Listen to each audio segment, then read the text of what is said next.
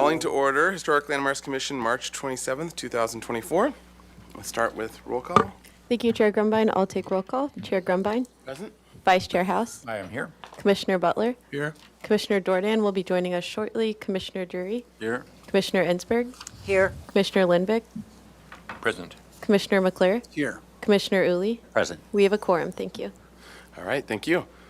Okay, we're on to public comment. Any member of the public can address this commission in items that are within our purview that are not on the agenda. So is there anyone that wants to talk about something that's not on the agenda? In room? All right. All right. Thank you, Chair Grumbine. At this time, we don't have any virtual participants, and we didn't receive any general written correspondence, so I'll turn it back over to you, Chair Grumbine. All right, great. All right, on to item B, approval of the minutes of Historic Landmarks Commission, March 13th, 2024. Motion to approve the minutes. All right, thank you. Second. All right, second by Vice Chair House. All right, under discussion, any edits? Mr. Chair, Yes, Commissioner Dury. on the page 4, under the motion, Okay, one sec. the number 12 only hints, it actually seems to me that what was said, that there was a strong opinion that the project, how do I put this? The project would benefit from being spread out and lowered. I think Commissioner Howes was very clear about his. Sorry, 12, Yeah. so this, Surface parking directly is not desirable, as also blah, blah, blah. Study make the area, and the only hint of, I think, what was actually talked about was the structure of some sort. Well, I think it was much more detailed than that, in my opinion. There was an idea that maybe lower the mass of the project as presented, and use that as part of the project in terms of the housing. That was kind of what I remember. Maybe I'm wrong, but that's kind of what anyway. I think that might have been part of the discussions of some of the options, but I think we left it open because it wasn't a very clear one way or the other. Okay. And that we were basically selling them that as a parking lot, surface parking lot right there is not. That was not explicit. proper That was explicit. to the block. Right, And right. so like get structure in some way or park like in park, some way or okay. whatever, like this, Okay. it doesn't fit. All right, thank you. All right, Commissioner Ensberg. Well, I wasn't going to say anything, but on that topic, I know we did say that maybe we could just clarify that since the parking isn't required, that they could consider the option of not having parking and making it something else, like a park. Well, that's what. But so just adding 12 that, the issue that, well, it doesn't say, Since parking was not required. since the parking wasn't required as part of the project, that they would have the option of not having a parking lot at all. Which is kind of a big deal, so. Yeah, Through the chair to the rest of the commission, we can review the recording to see if any of that additional verbiage was included when the motion was made. If not, that might just be left to the discussion, the recording. The applicant was present and heard that feedback as well. But if it wasn't included in the actual verbiage of the motion, we can't add it. But we can note to check it. okay, that'll be good. Okay. All right, other edits? Anything? All right.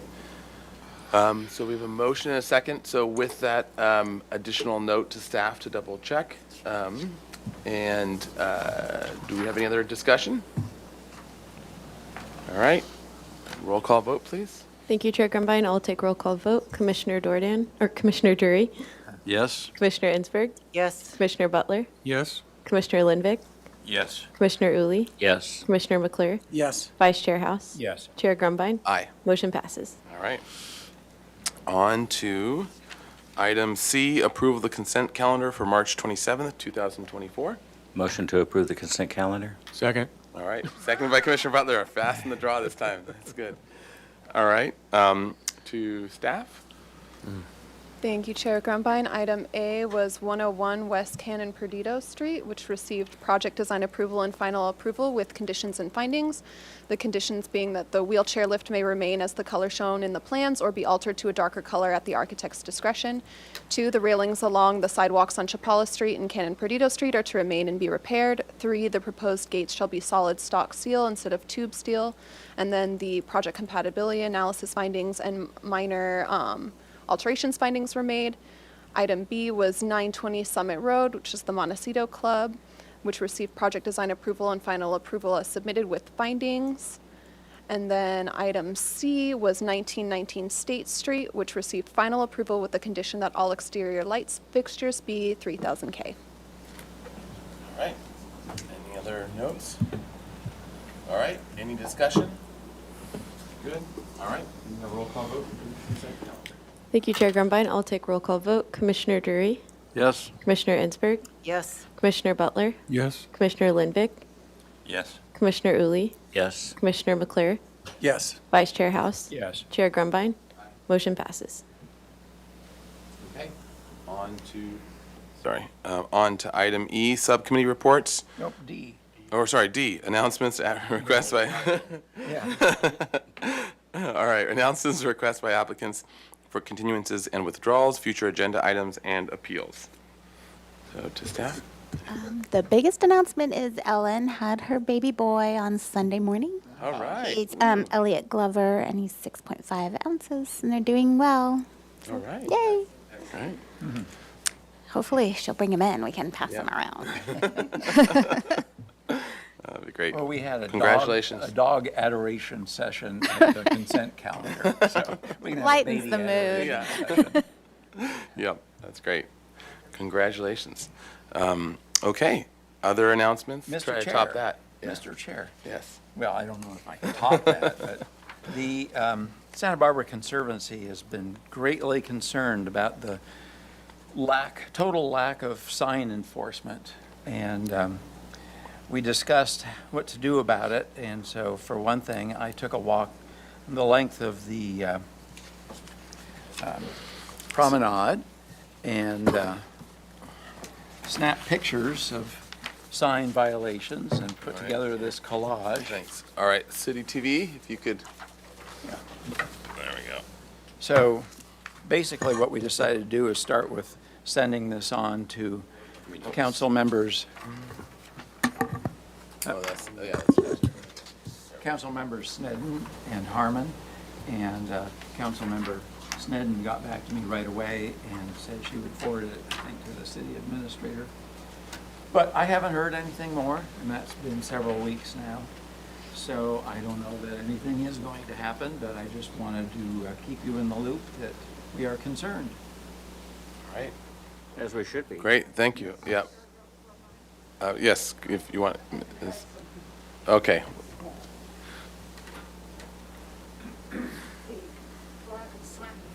Has been, I'm Sheila Lodge.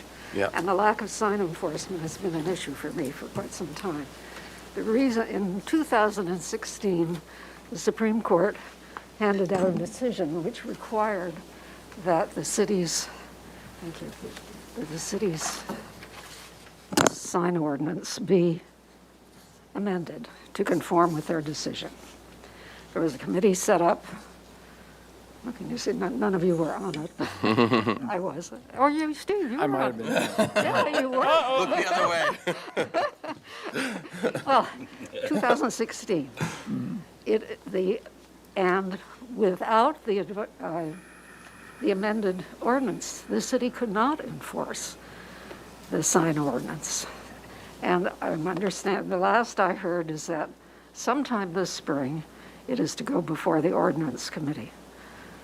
And once it does, that can happen again. Whether or not the city has the staff to do the enforcement is another question. Yeah. But anyway, I thought I would. Well, don't tell anyone, though. They don't. Okay, thank you very much for that additional Mr. Chair. information. And If yes, I could Vice add to Chair. that, also then there was a committee convened of the city attorney and members of the public, real estate, staff, et cetera, And we had several meetings. Mr. Drury, you were on that, weren't you? Yeah. And then it just kind of fizzled, so there was no conclusion to it. But what I do remember from the huge binder of court cases and stuff like that we were to read is that we have purview over time, place, and manner, but not content. So these are time, place, and manner issues, putting boards out on the sidewalk and colors and stuff like that. The content we have no control over. Okay. Great. Okay, so. So, and since we're rolling the subcommittee's name with the signs, but just in terms of maybe as a general, if you can be HLC's champion as well, and then who else is on the sign committee? Mr. Drury. Currently. Okay. I think I'm like an alternate way Okay. down the road. Yeah, so if you three could maybe help make sure that, that they know that HLC wants to get this pushed forward as soon as possible, and we know that it's being addressed as a sign ordinance, but we also know how those things sometimes slip a year at a time. So I think it would be great to have HLC, saying that this is an important issue that really needs to be continued to push and actually happen. Am I correct in assuming that the enforcement has to come from the city itself? They have to first make the ordinance, Yeah. and then right now the problem is it's not even enforceable. Oh, okay. Because we don't have an ordinance, and we haven't, according to Ms. Lodge, who wrote the book on Santa Barbara. Pardon my interruption, Mr. Chair, through the chair to the rest of the commission. I don't want to get into too much of a discussion about an Yeah. unagendized item, but I can confirm that Ms. Lodge is correct, that our ordinance is currently out of date. The city attorneys need to update it, and as we all know, our city attorneys are very impacted. So it's just been held up, enforcement has been held up due to that reason. So I would encourage the commission to enforce and take pictures and report the signs that they deem to be dangerous to the public or outside of the EPV guidelines. They hurt the eyes. Yeah. That's a public danger. You can do your best. Okay, so yes, so if as our sign ordinance, sorry, not sign ordinance, as our sign subcommittee, please, if you all would mind helping push that forward as an HLC desired thing. And everyone else, feel free to continue to add to the collection.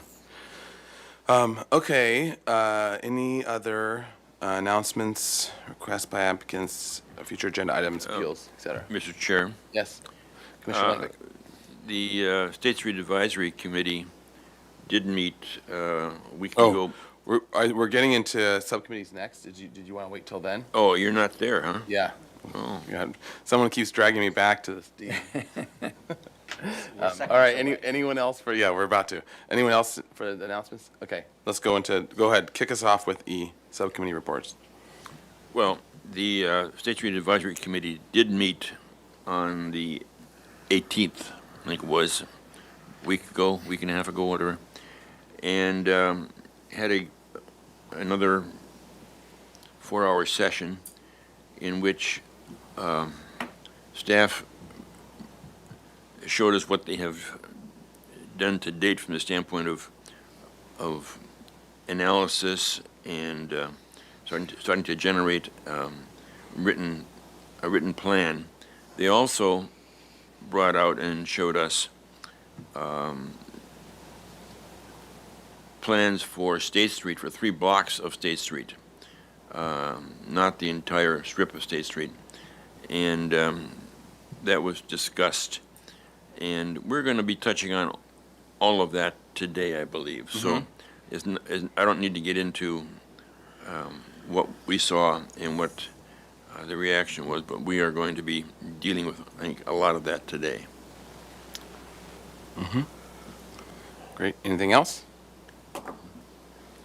on the State Street? Okay. Other subcommittees, including ones listed, and I think there might be 1 or 2 unlisted. But Chair Grumbine? yes. Commissioner Hasberg. I don't know where this goes. I think we were trying to get the interim on here as a. Yeah, as an interim State Street. Yeah, we haven't gotten it on there yet. And then I think underneath that is the parklet guidelines that we have been talking about. So I would, and maybe this kind of ties into the sign thing too, I don't know. But anyway, I just wanted to let you know that I did start a draft of, images for that, with furniture and examples. So not to go through today, but just to let you know that I did just go ahead and start kind of a draft of things. Great. And that we could maybe, I think it's you and me and Commissioner McClure, that we could maybe I can send this to you guys to review, and then maybe we could take it from there. But Yeah. I just wanted to kind of get the ball rolling.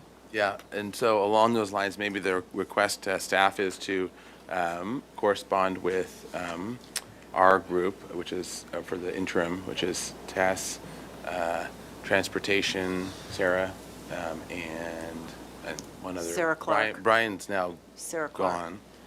gone. So, yeah, Yes, so through the chair to the rest of the commission, we did add, you can see on the slide that we've added the State Street Interim Working Group, and then that working group is going to be added to the agenda template moving forward. And Oh, gotcha, okay. then great. in terms of parklets, we are starting to see submissions for parklets, and our ultimate goal will be to put together some design guidelines, but we're incredibly short-staffed right now, so staff doesn't have the capacity to facilitate a discussion on that at this time, but we will be bringing any parklets that come through to the full commission, so you can review them as a full commission and start to get an idea of what sort of design considerations you have for parklets. And then in the future, we'll be able to put together discussion items so you guys can put together some design guidelines for parklets. Okay, That is sounds the good. eventual goal. Sounds good. I think one of the things and I don't know what the current, there might be planning something for next month for the interim State Street stuff, and we would regularly, we haven't for several months now, but in the fall, we were regularly meeting with staff every month or less, and working out certain things with them. So I think the request would be to get that subcommittee meeting agendized through staff to other staff, to ask them about getting, and even if they don't have anything that they were particularly wanting to talk about, we would like to talk about these things. It'll probably also be a very good preemptive discussion and sort of collection of stuff so that we're not up here as HLC then just sort of waving our arms and trying to describe what what we want. And if we have some initial draft stuff, it might be good to have documentation that's already been vetted and part that could help that discussion too. And probably be nicer for applicants as well, so that there's less, less questions. Absolutely. And Chair Grumbine, is it, just for my clarification, is it possible or not allowed, or for our group, as a work group, are we able to connect up to just kind of get our, none of these ideas they're ones we've been talking about. Yeah, We yeah. just have been waving our arms around, so. I think as a subcommittee, we can meet ourselves without staff, as long as we keep it to us. Yeah, And okay. if we're brainstorming or walking State Street or doing whatever, we can do our thing, and then we can fold it into staff, but we can't fold it up to this group Right. directly. Just so, because of what Ms. Rydell was saying, it is coming, so we Yeah. want to be, sure, I think in front of it proactive. and have this information so people know. And this was kind of in response to that issue we talked about a couple weeks ago, where there was a outdoor dining at the San Marcos building. So we want to get in front of it so that people don't go out and buy something and then, Yep, no, I think Anyway, that's great, thank and you. I think if we can also coordinate with staff so that we can be engaged at that. Yes, with and that. I'll pass along that request for another State Street Interim Working Group, and I would just caution the commission not to be wary of violating the Brown Act Yeah. meeting on your own and passing ex parte communication. Well, as long as we keep it to us three, it'll fine, and then it'll come up here as long term. But yes, we definitely always need to be careful. Okay, any other subcommittee reports? All right.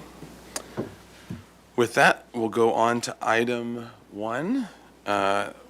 This is for 2010 Garden Street. What's that? Oh, sorry. Okay, so structure of merit designation for 2010 Garden Street. And it's a request to adopt resolution 2024-01, designating the mission-style residence Crocker Row Number 1, designed by noted architect Arthur Page Brown in 1894, a historic structure of merit. All right, so Ms. Hernandez.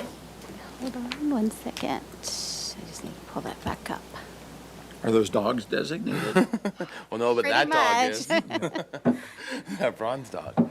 Yeah. So, thank you, Mr. Chair and Commissioners. To begin with, this property has been on the inventory since 1978, and all the information that I'm presenting was in a 2018 Historic Structures Report prepared by Post Hazeltine and Associates. It is part of Crocker Row. It's number 1 of the row of 5 two-story 1890s Mission Revival buildings located on Upper Garden Street. All other 4 of Crocker Row buildings have been designated. This is our last one to come in with a new owner who's really excited about the historic designation. And I'm just going to go in a little depth with it since we did the other 4 when we did the mass designations, so we probably didn't touch on how important they are.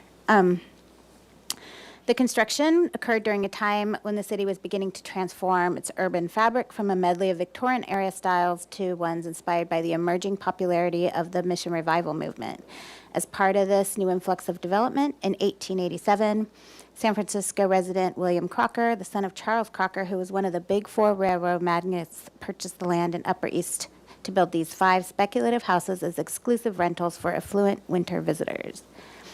The Crockers had extensive business in Santa Barbara, primarily through William Crocker's role as president of the Pacific Improvement Company and the Southern Pacific Railroad, which owned substantial acreage in Santa Barbara County.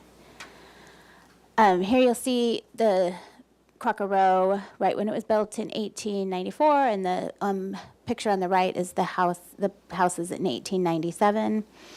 When Crocker commissioned in 1894 the influential San Francisco architect Arthur Page Brown to design and build the 5 houses on this block. All 5 houses were completed at a cost of $30,000. Yikes, getting run.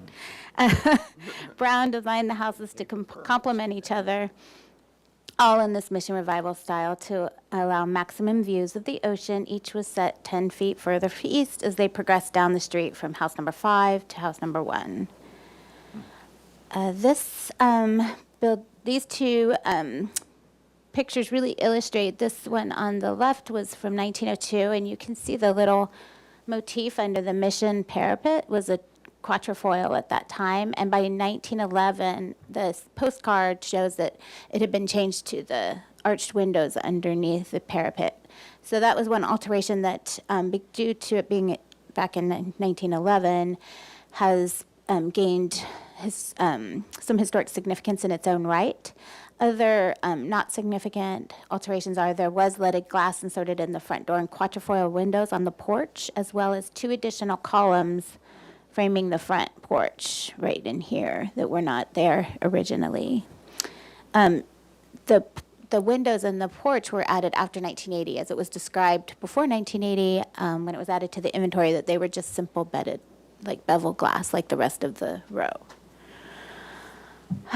So the building does qualify for a structure merit under criterion 2 with its association with William Crocker as one of the most influential businessmen in California from 1885 to 1937. And it also qualifies under criterion 3, as we noted before. It's designed by Arthur Page Brown.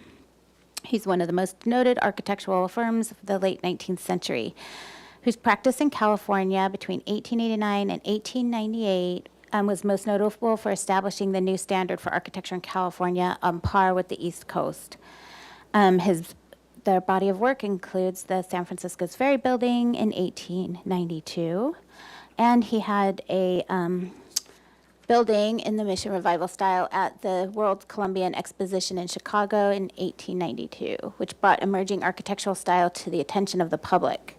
And the Mission style just started flying. By the mid-1890s, the Mission Revival style was in full flight, popularity soaring in the Southwest, with hotels being built like the Santa Fe and Southern Pacific Railroad train stations, as well as the Riverside Inn, all in this style. It was a huge hit in California and soon spread across the nation. enthused with this newfound love of early California architecture. The strongest feature we noted in our guide to the Mission Revival style was really the Mission style parapets that you see, as well as the quatrefoil and trefoil detailing. And the house at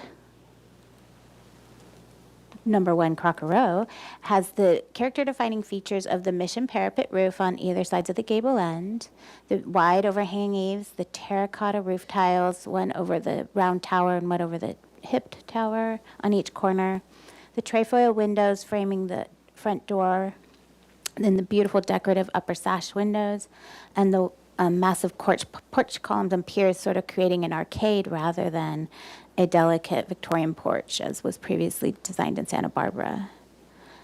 And the building also qualifies under Criterion 5, as it represents an established and familiar feature of the Upper East neighborhood, not only alone, as probably the most prominent house of the row, but as a row as a whole, which qualify together as a unit, but individually as well, for their importance to Santa Barbara. And in conclusion, the house does qualify as a structure of merit under Criterion 2, 3, and 5 for being associated with William Crocker, designed by Arthur Page Brown in 1894 in the Mission Revival style. That concludes my presentation. Right. Thank you. Okay, so now let's go to public comment on this item. Anyone in the room wishing to speak on it? No? The Okay. owners are here. Oh, did you want to come up and speak? Okay. Okay. Hopefully, we're being entertaining. All right. Anyone else in the room? No? Okay. Great. Thank you, Chair Grumpine. We also do not have any virtual participants, and we didn't receive any written correspondence for this item, so I'll turn it back over to you, Chair Grumpine. All right, great. All right, so to the commission for any questions. Yeah, Commissioner McClure. I was wondering, is that those gable ends, is that referred to as Dutch gable? Sometimes. No, Why or why not? Dutch gable has a clipped gable, very succinct, like a barn, kind of. These are just the gable with the Mission parapets decorating it. I'll send you some pictures of Dutch gables. And I think Post Hazeltine have called it an espadanya as well, which is like a walled, for Spanish, kind of a walled decorative thing, which would be on the gable end. Anyways. Thing. Gable thingy. Yeah. Okay. Any other questions or comments on the report? Not on the report, I have a comment about the dog.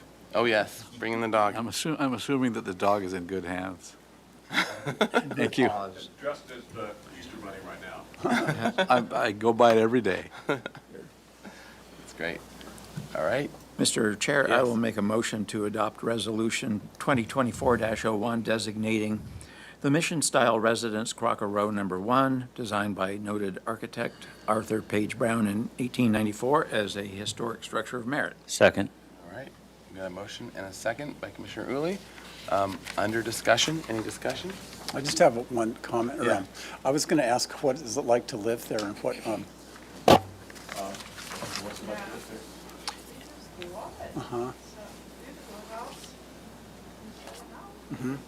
awesome.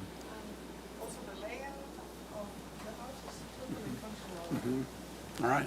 It's an extraordinary privilege to have us.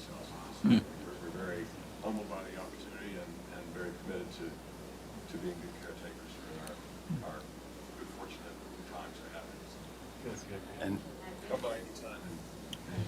And we just had told about the family that came by on St. Patrick's Day. Yeah, when we bought it, we didn't know that the dog was such a big deal. But, yeah, our neighbors knock up on the door and they wanted to take a picture in front of the dog, and we were all dressed in green. The whole family got dressed. Our family portrait on St. Patrick's Day, so of course we accommodated that. that's great. All right. Okay. So any other questions? All right. Wonderful. All right. Let's have a roll call vote, please. Thank you, Chair Grumbine. I'll take roll call vote. Commissioner Butler? Yes. Commissioner Lindvik? Yes. Commissioner Uli? Yes. Commissioner McClure? Yes. Commissioner Drury? Yes. Commissioner Ensberg? Yes. Vice Chair House? Yes. Chair Grumbine? Aye. Motion passes. All right, great. Thank you very much. Yeah. And yeah, congratulations. And if anyone wants to look up something that's not so nice, that's Crocker, Google search a Crocker spite fence.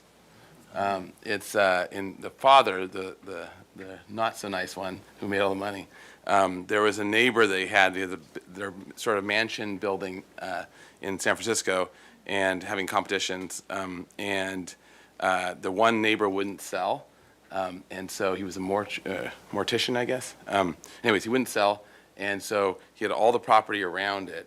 So this was before certain zoning ordinances and other things. And they built a 5-story tall, solid wood fence wall all the way around the whole thing. So it was just this giant dark hole. And he wouldn't sell, and he didn't sell. He didn't sell for another decade or plus, and then he died finally. And his granddaughter has, in one of the articles I was reading about it, but she was commenting on how, like, whenever she went over, it was just always, like, nothing would grow. It was like this horrible dark, but he wouldn't sell to the Crocker. So anyways, this is a much nicer house with a nice dog, so, okay. All right, next, all right, we are on to item 2. This is a. Oh, yeah, that was that Crocker spite fence. All right, this is structure merit designation for 1303 Las Alturas Road. This is a request to adopt resolution 2024-02, designating the third bay traditional style structure designed in 1971 by Sheila Lodge, a historic structure of merit. And so, to Ms. Hernandez. Thank you, Mr. Gumbine and Commissioners. The Designation Subcommittee reviewed the next 2 items as they were not previously listed on the Historic Resources Inventory earlier in the month. And I will go into detail as we are switching styles a little bit as we move along in history. So the house was designed by Sheila Lodge as a residence for her own family.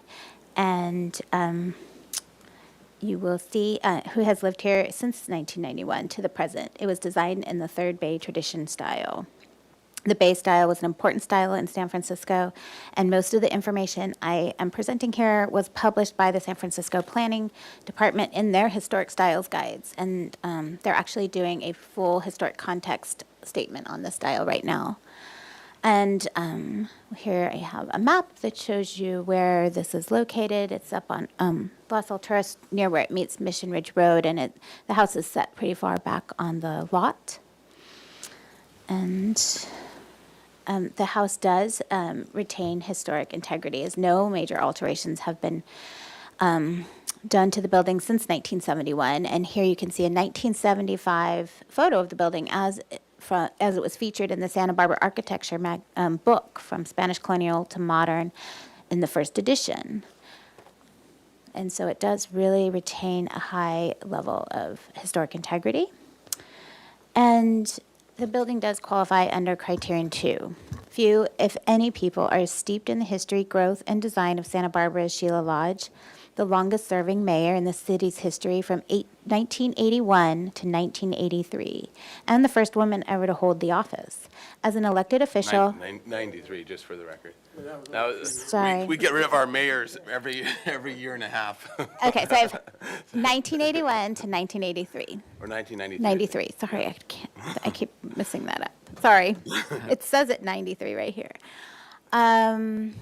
So as an elected official and community advocate, Lodge has been a dynamic figure in Santa Barbara's policy and political debates for more than half a century, including her 12 years as mayor. 12 years as mayor. Got it? Okay, I'll just do that. Bracketed by long service on the City Council and Planning Commission, where she sits today. Being the first female mayor is significant because she was paving the way, breaking barriers, making a difference, and shattering glass ceilings for future women in politics. The building also qualifies under criterion 3 as coined in 1947 by architecture critic Louis Mumford. The Bay Area tradition is a regional vernacular architecture endemic to San Francisco Bay Area. The Bay Area tradition evolved over nearly 100 years and has since been categorized into first, second, and third traditions spanning from 1880s to the 1980s. And I'm just going to go through the three periods so you have some background as to how this style evolved. And then, of course, as all things, trickled down the California coast to Santa Barbara. So the first Bay tradition was from 1880 to 1920. This style eschewed the highly ornamental Victorian styles, also popular at this time. The first Bay Area tradition architects developed a building vernacular like to nature, site, and local sourced materials. The style emphasized volume, form, and asymmetry. Characteristics of the first Bay tradition include the use of local materials, particularly redwood in unpainted shingles on the building, as you can see in this example provided by the San Francisco Planning Department. The second Bay tradition spanned from 1937 to 1964.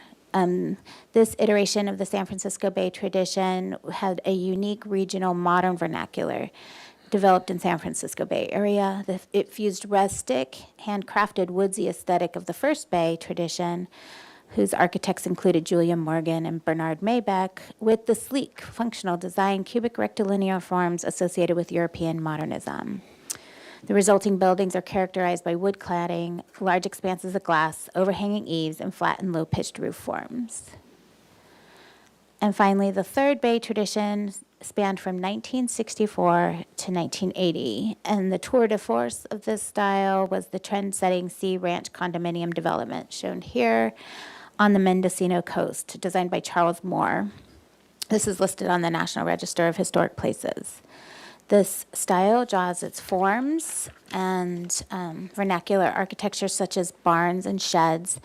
The ideal is to break up the building mass into combinations of cutout boxes and informal arrangements and clothe them in shingles and boards left in their natural finish, especially using redwood. This style was characterized by turning horizontal form of the California ranch into this vertical form that resembled vernacular farm buildings. It has a playful, woodsy, and informal characteristics. It is environmentally attentive, though more abstract. And it has cubist blends, geometric forms, and natural materials featuring dynamic light.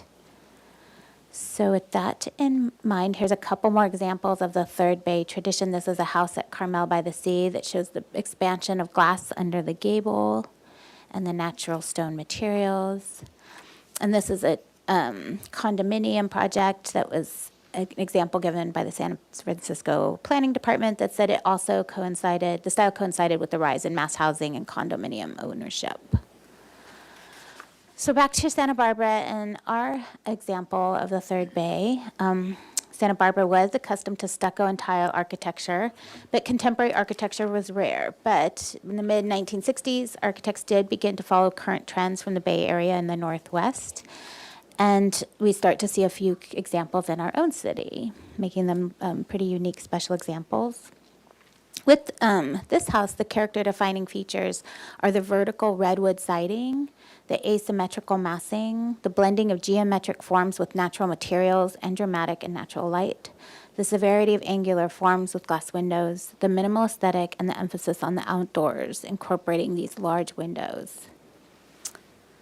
So to conclude, the house does meet criterion 2 and 3 of the Santa Barbara Municipal Code, as it is associated and designed in 1971 by one of Santa Barbara's trailblazing women in politics, Sheila Lodge, and Santa Barbara's first mayor in the noted Third Bay tradition. That concludes my presentation. All right, thank you very much. You're welcome. All right, so now we can go to public comment. Would you like to come back up, Ms. Lodge? Thank you, Chair. Thank you, Chair Grumbine and members of the commission.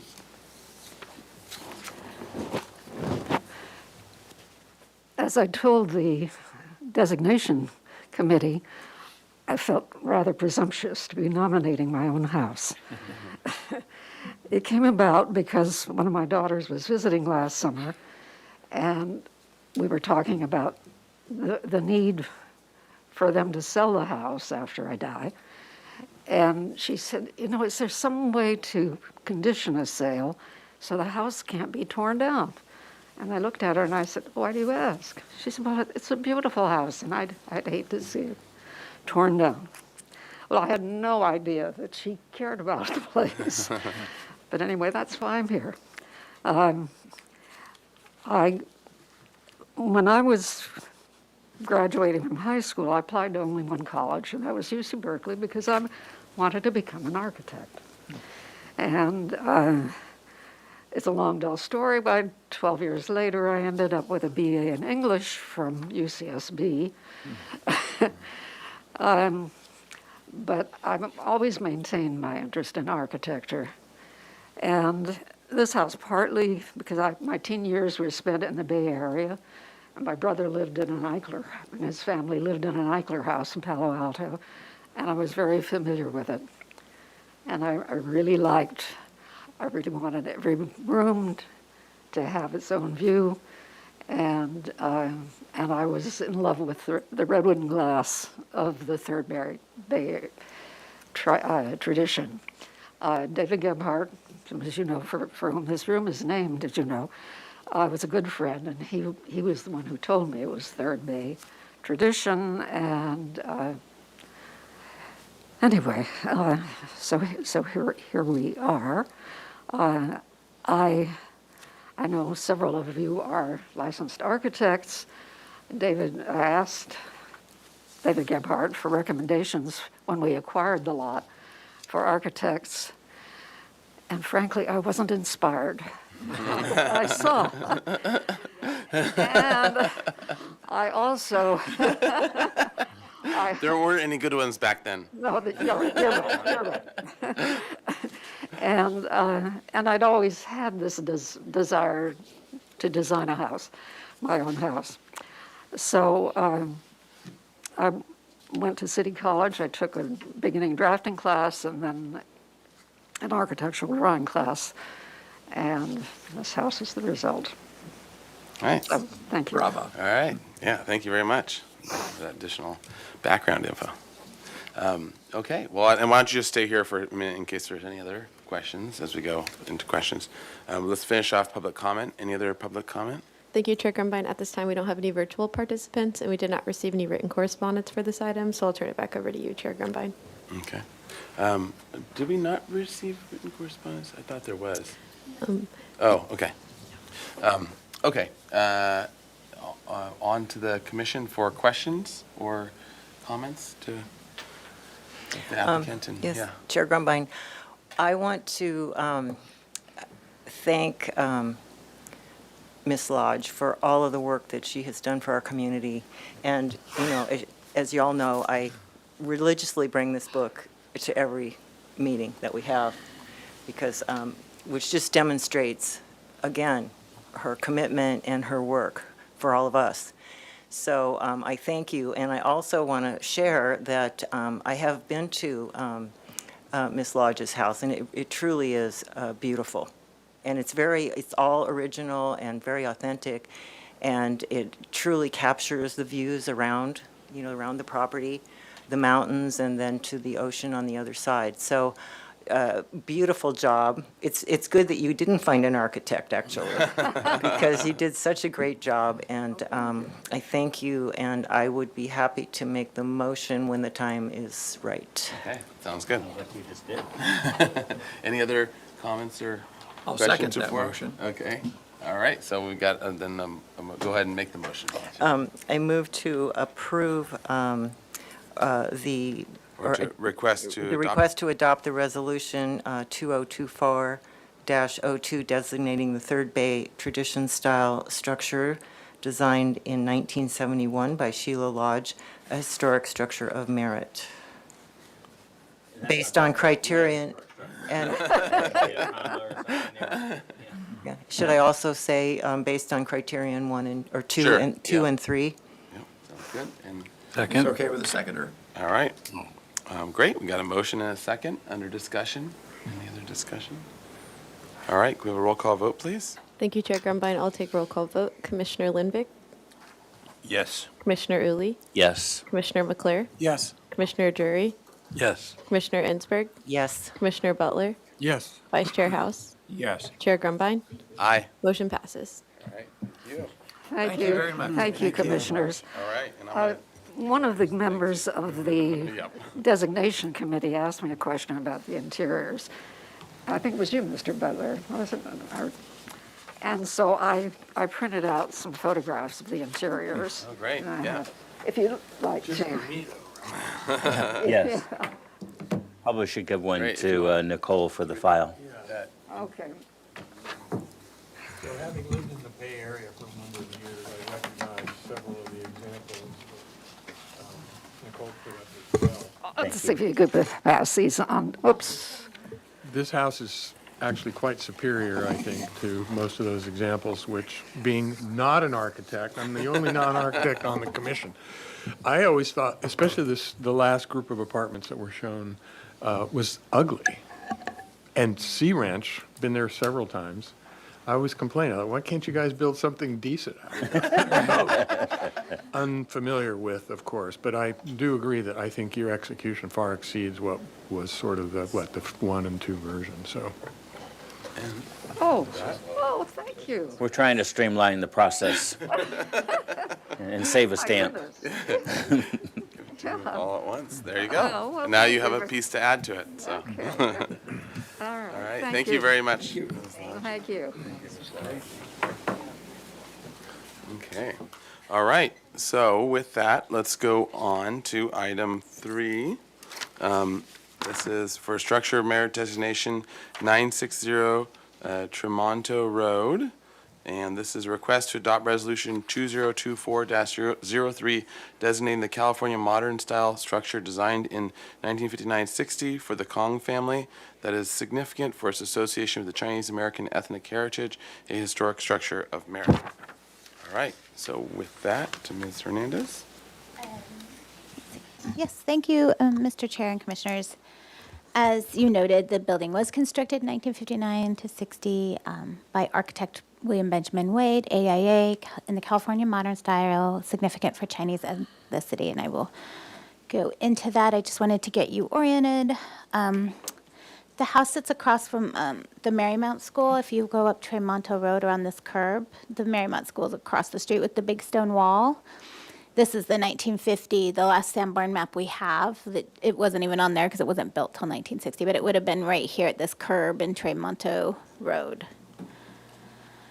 So the house was constructed for the Walter Kong family, an ethnically Chinese American family who owned and operated the former Kong import store that was located on State Street. Walter Kong was reported on the 1940 census as being born in Hawaii and his wife born in California, and he was a proprietor for an art store.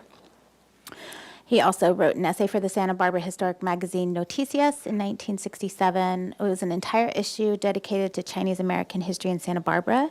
And his essay was called The Shrine and gave the history of the Chinese Shrine at Santa Barbara Historic Society. But I encourage you all to read this issue because it has lots of, because it was done in 1967, it has lots of memories of the Chinatown that we see on this map.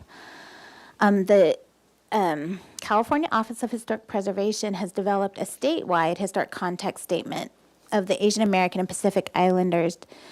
This helps all of us at the local level to understand the historic context of Chinese American history in California and how the property associated with the Asian or Chinese ethnicity can meet the criteria for historic designation. And I included excerpts from that document and the history in your report, but I'm going to mostly focus on the Santa Barbara history for this presentation and for time.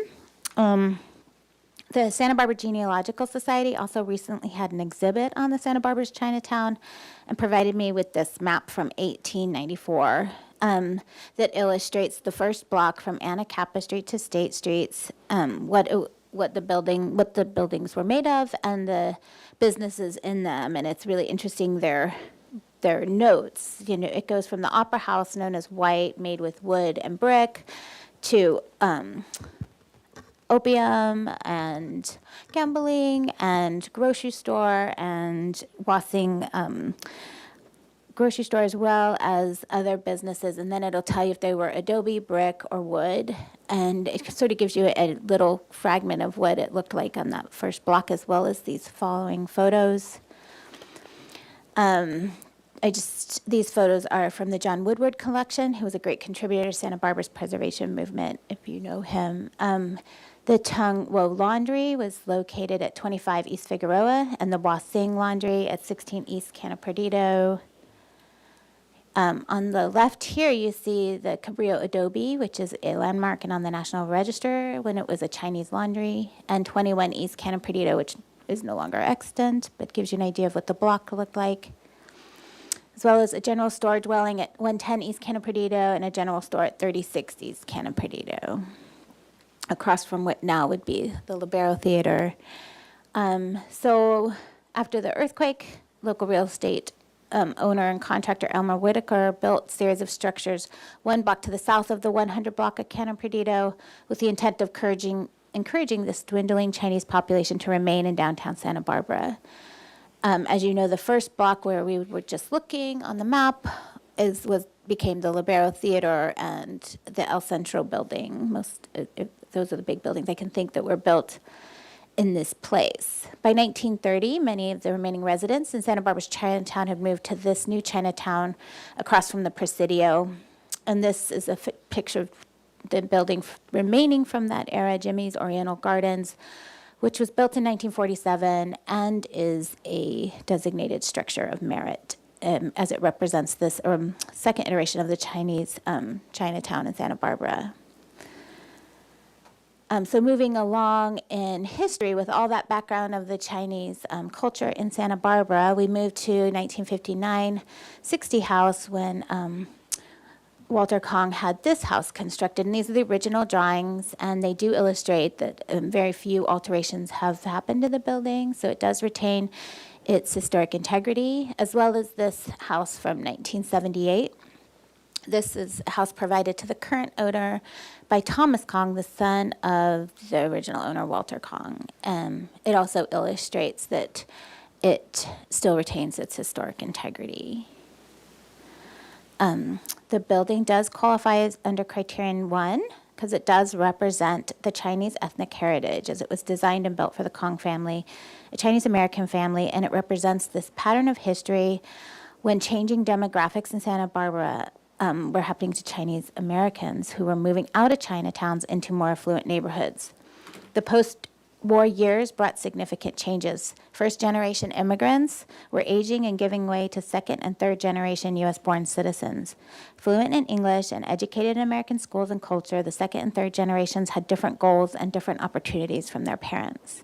Some moved out of Chinatowns to these new post-world suburbs as legal barriers against the Asian Americans began to fall. And this letter was given to the current owner along with the photograph we just saw. And I think I like this little quote that the son noted, that the door was painted a bright Chinese red as it was a sign of welcome, and red is a sign of life in Oriental thinking because red is the color of blood.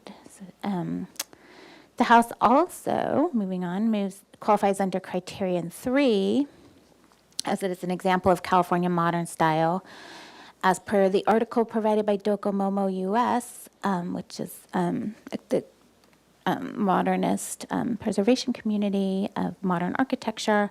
California Modern is a modernist movement in architecture. It evolved in California, specifically Los Angeles and surrounding areas, from the 1930s through 60s. And hallmarks of the style are attention to indoor-outdoor living, open plans, rectilinear structures, and the use of glass. California Modern architecture was frequently used in residential structures with the goal of bringing the style into America's post-war suburbs, emphasizing the large windows, open floor plans, and intention of opening the interior spaces to bring the outdoors in. And the style utilized these divided uses of space between the stucco and glass. And in this house, it's divided with really highly varnished wood, as well as that's under the eaves. And this house specifically represents that style with these character-defining features of the minimalist aesthetic, the flat planes, clean lines, and little ornamentation, and the large windows and open floor plans bringing in the natural light. The sliding glass doors enticing, encouraging easy access to the outside. And here you can see those highly polished wood under the eaves and with the exposed rafter tails and around the windows as well. The building is also an example of William Wade's AIA's architecture. He actually was a draftsman for George Washington Smith from 1926 to 27, then going on to architecture school at the University of Washington in Seattle.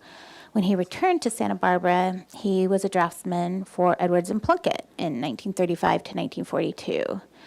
And they dissolved during World War II, and when they returned, actually William Edwards joined forces with William Wade. They formed their own firm, Edwards and Wade, where they completed the tower addition to the News Press building.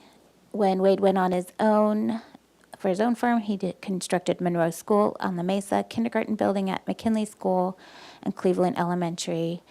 And then by 1963, he was working as the building director for the city of Santa Barbara. And this, as far as I know, is his only residential work that I could find. But there might be more out there as we learn later. To conclude, the house meets criterion 1 and 3 under the Santa Barbara Municipal Code for designation, as it represents Chinese American ethnic history in Santa Barbara when the demographics of Santa Barbara were changing from a Chinatown on East Canna Perdido to Chinese Americans moving into more affluent areas in the city, with the ability to hire their own architects and to design their buildings. That concludes my presentation. All right, thank you. All right, so now we'll go to public comment. Do we have someone in the room that wishes, please come forward? And then you can fill out a slip afterwards, or are you the owner? Okay, yeah, so that'll make it easy. You get special dispensation. Yes, come on up. You can come up. You can come up here if you want. Thank you. Thank you, Commissioners and Chair Combine, for considering this. I'll just be very brief here because I know we're running behind. When I bought the house, I was handed the blueprints, and then a week later, the letter from the son of the original owner arrived. And those two documents set me on a course over the 35 years that I've lived in the house of, one of gradual discovery that has been very engaging and intriguing. So I just want to make a few comments about those. I was attracted to the house because of the way it was situated in the landscape, the way it was open to it and yet encompassing. And that has, over the years, been a very enjoyable aspect of living in the house, both on the outside and inside it as well. The second thing was the blueprints themselves. I became very curious about the architect, who I couldn't find anything about, so I started doing a little digging. Found out that he had, had made a contribution to the city through his work and his associations, his partnerships. So that was the second thing, and that was fascinating. And then the third was the Kong family itself, who I reached out to because of the letter over the years. There was a new garage structure added to the property 10 years after we moved into the house. And the blueprints became instrumental, but after that we wanted to share the restoration, which was basically what happened in 89, or 98 actually. And I wanted to share that with the son of the original owner, but he had just passed away. So, over the years I've been in contact with his widow and hope to be able to reach out now to Walter Kong's grandson about your consideration of this request. All right, thank you. All right, so any other public comment? Thank you, Chair Grumbine. We don't have any virtual participants at this time, but we did receive one written correspondence from concerned citizen and taxpayer, which was distributed to the commission prior to the meeting. With that, I'll turn it back over to you, Chair Grumbine. All right, thank you. Okay, so to the commission for any questions? All right, comments? Well, it's a great house with a great story. Chair Grumbine, Yeah. just one comment, I think, relative to the public comment letter that we got, and just maybe so that the public can understand how carefully these proposed projects are, vetted and explored, and, our wonderful historian, Hernandez, it's very, very carefully done. And so these projects are worthy, I think. And then when we look at them, we're very, very careful that the projects are approved if they are worthy. So just to kind of, and to me, I think it is, the cost is money well spent for the preservation of these really, really important structures in our community. And also to tack onto that, because there are multiple criteria that could be met, there are multiple reasons, and oftentimes people don't realize that there can be designated for all sorts of reasons, and because they're important for those different reasons. So, and a combination of them. So, yeah. All right. And that, Yeah. Commissioner. Mr. Chair? Yeah. I believe the letter writer was probably confused and was assuming this was a landmark designation as opposed to a structure of merit designation. And there is a difference. Yeah. No, that's true. That's a good point, too. The level of landmark is the highest that we have as a structure of merit. It means that. It's a structure of merit, but it's not simply the lower level, which is the contributing. and I think, I got the sense that the letter writer thought the Mills Act tax reduction was automatic with designation. It's a totally separate application that we see once a year in the summer with a carefully crafted ordinance to make sure we do have a financial cap on that. And we review each one of those separate from the designations, as you know, as well. So they're not automatically done. Yep. And to follow up on that, generally, it's not more than 50%. It rarely reaches 50% of the tax value. It's more like a third. Yeah. All right. Good points. All right. So with that discussion, who would like to make a motion? Mr. Chair, I Yes, will make a Mr. motion to adopt Resolution 2024-03, designating the California modern style structure designed in 1959-1960 for the Kong family that is significant for its association with the Chinese American ethnic heritage, and be adopting a resolution for it to be a historic structure of merit. Second. All right. We have a motion and a second under discussion. Any other discussion? All right. Roll call vote, please. Thank you, Chair Grumbine. I'll take roll call vote. Commissioner Uli, Yes. Commissioner McClure, Yes. Commissioner Drury, Yes. Commissioner Ensberg, Yes. Commissioner Butler, Yes. Commissioner Lindvik, Yes. Vice Chair House, Yes. Chair Grumbine. Aye. Motion passes. All right. Thank you very much. Thank you. Thank you. I'm delighted. Don't Yeah, go you away guys so are- fast. I really am. Oh, here Here as well. here you go. Oh, thank you. Thank you. Suitable for framing. Yes, I will. Saves us a stamp. Yeah. All right. Save the taxpayers a stamp. There you go. Right. All right. Will do. Yep. Okay. Well, let's take actually a 3-minute recess. Okay. Okay. Then we'll go on to the next You item. can't get coffee that fast.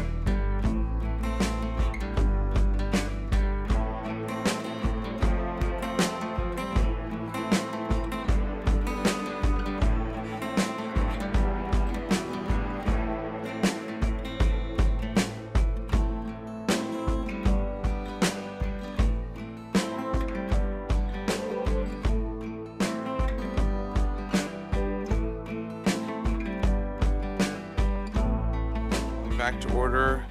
Historic Landmarks Commission, March 27th, 2024. All right, we are on to item 4.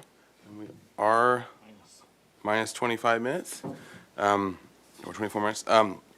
We have this agendized for an hour, so we'll try to keep it to that. This is a facilitated discussion by the Historic Landmarks Commission Chair on topics under the HLC's purview related to the State Street Master Plan. The Commission's comments will be submitted to the State Street Advisory Committee, SSAC, for consideration. And then the staff memo is, if we can pull that up. So this is the presentation that staff gave to the SSAC. So all this, just the full slide deck of everything. I think the plan is for us to skip a lot of this stuff forward unless there's a particular thing that someone wants to discuss, and go to the presentation slides especially, and walk through those fairly quickly. I don't know, we had, because we had automatically agendized this after SSAC meetings, which is our plan for going forward as well, any SSAC meeting to have an HLC meeting right after it so that we can discuss it. The goal is to allow HLC to discuss what's seen, what they like, don't like, suggestions, et cetera, and for that to get compiled and then go to the SSAC as HLC's comment.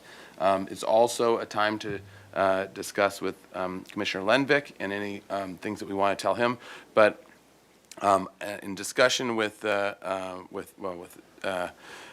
Ms. Harris, who's now on maternity leave, or thereabouts, and Eli Isaacson, the Director of Development.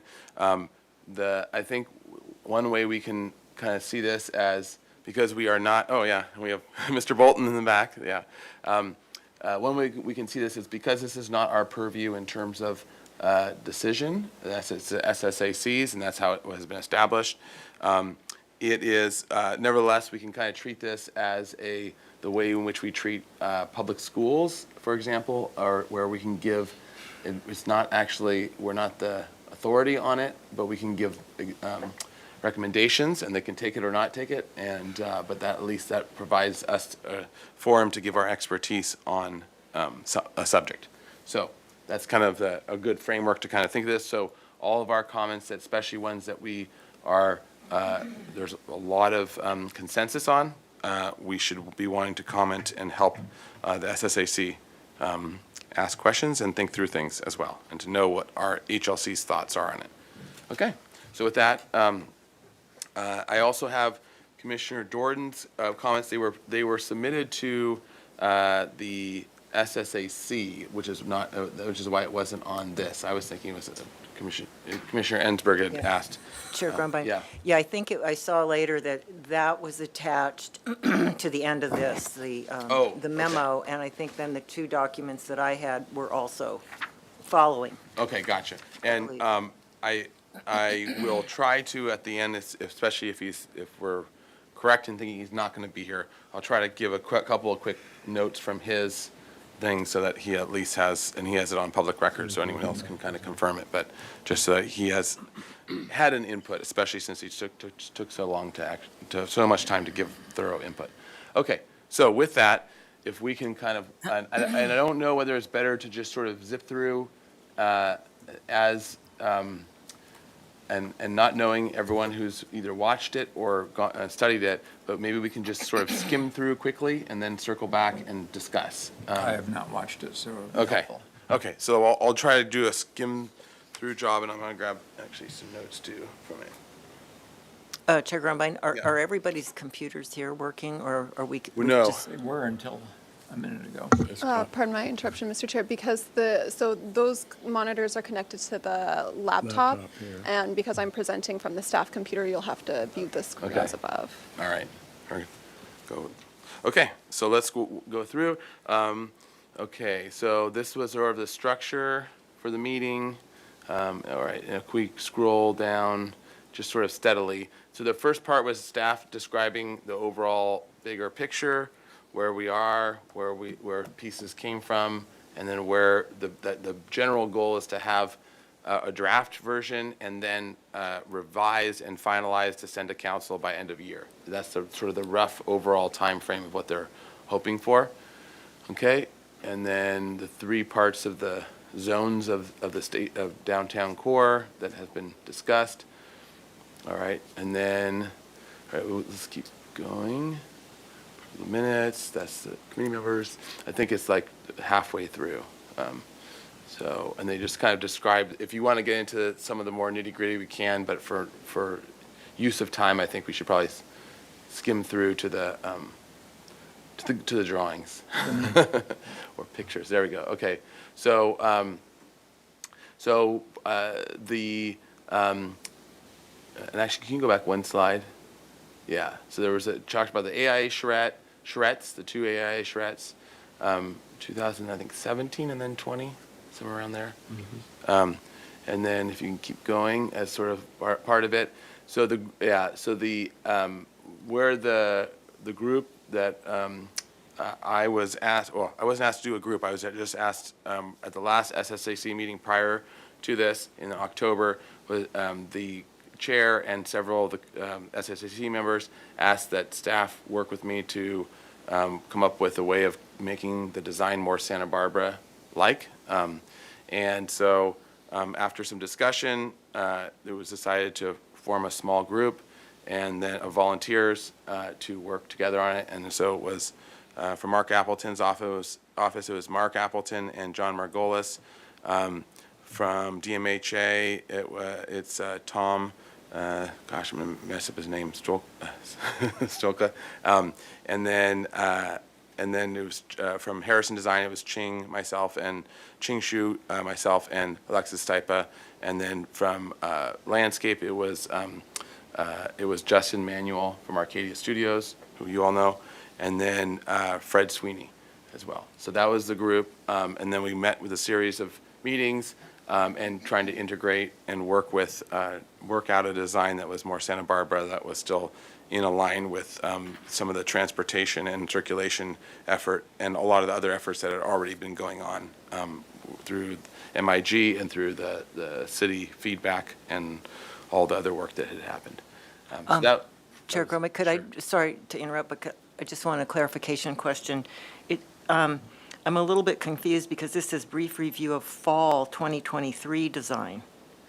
That would have been, and then it says materials October 23rd, October 2023, which is a different presentation than this. Where is that text from? Right, this is from this is what we got. Yeah. It says, memorandum, and this is there's the list that you just were talking about, and then it says HLC, State Street Master Plan Process Discussion Agenda, brief review of fall 2023 design, and then it says imagery, typical block design, 3D renderings, and any other previously submitted material from 2023, see October 2023, 2023 SSAC presentation, and here's the link.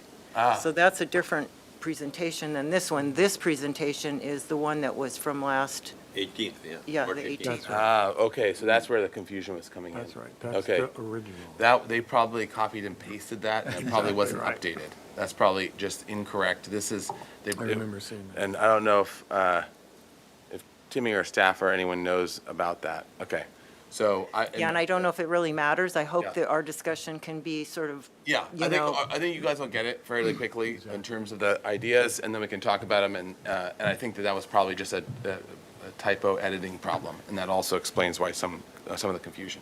So, okay, so we're going over what was just presented last week, basically. Okay, all right, so let's keep going. Okay, there we go, the different districts and themes. We also talked about not using the word necessarily district, and so the naming discussion is still being put on hold, and just the neighborhood, whether it's neighborhoods or districts or whatever those names are, but basically zones that have some differentiation, with the core being the sort of civic and the most downtown of the downtown core. All right, on to the next. Okay, so then this was, so this portion, basically the presentation has two main parts with a link in between the two. One main part is the 3 example blocks of State Street, so focusing on State Street, and especially 3 different types of circulation and transportation and what that character does to the street itself. So we're going to work our way up State Street with 3 examples.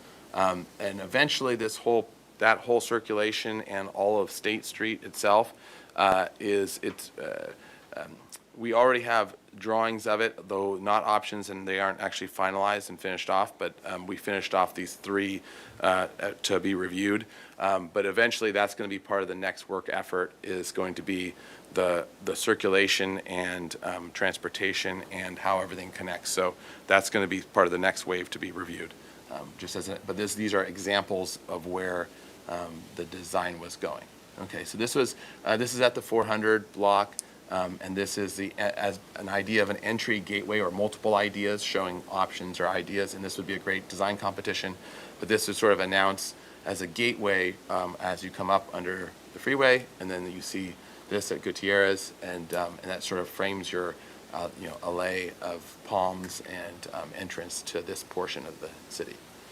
All right, and then next. Then Justin Manuel explained about Santa Barbara landscape, about formal and informal and clusters and different ways of bringing Mediterranean landscape together and used throughout the city, and in a proper El Pueblo Viejo way, and how there are combinations of formal and informal. All right, and then this was basic canopy and tree plan as sort of in general areas, and the way in which the lowering, as you see towards the left, the yellow, how that is sort of lower and more intimate in terms of the setting, and then the taller ones in the blue and the tallest in the red, and so sort of how the canopies affect the different spaces, and then sort of this is as an initial take on it. The overall plan of it was basically looking at what's existing.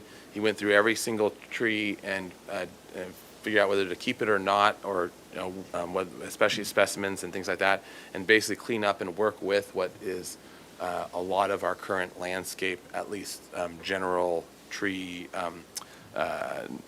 moves for the street, or for that block, or blocks or areas. So it was working with and enhancing what is there was the general approach. All right, go to the next one. So this is an example. Can we zoom in a little bit so this is the 400 block, 400 block. So this is showing the only two-way traffic for cars with a strong alley and formal palm, and then with an expanded sidewalk and outdoor dining, as you can see on the left, bottom left, that character. But really this is sort of the formal entrance and the gateway off to the right, as you see, with little shadow hinting at the arch or whatever. And basically, the 400 block has been designated from fire and police that absolutely they needed two-way traffic to cars, so it was non-negotiable because of response times. So that was a given from the very beginning in terms of transportation need.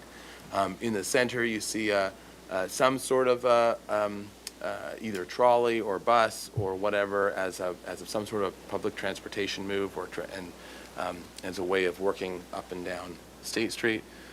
So that was sort of the beginning block. All right, we can go to the next. So the next sort of section was the core around Plaza de la Guerra or de la Guerra Street and those blocks. It was thought as a good place for markets and market expansion. So these are some of the inspiration images. Everything from built, solidly built markets, I think that's Charleston, the bottom right, to more ephemeral or pop-up versions. This was also seen as something that can be done and already is being done, but can be done in a little bit more formal way as in the near future, as opposed to having a lot of infrastructure needs. But as long as you have it opened in a way that it can fit and things can still go by. Actually, speaking of still go by, we can go to the next slide.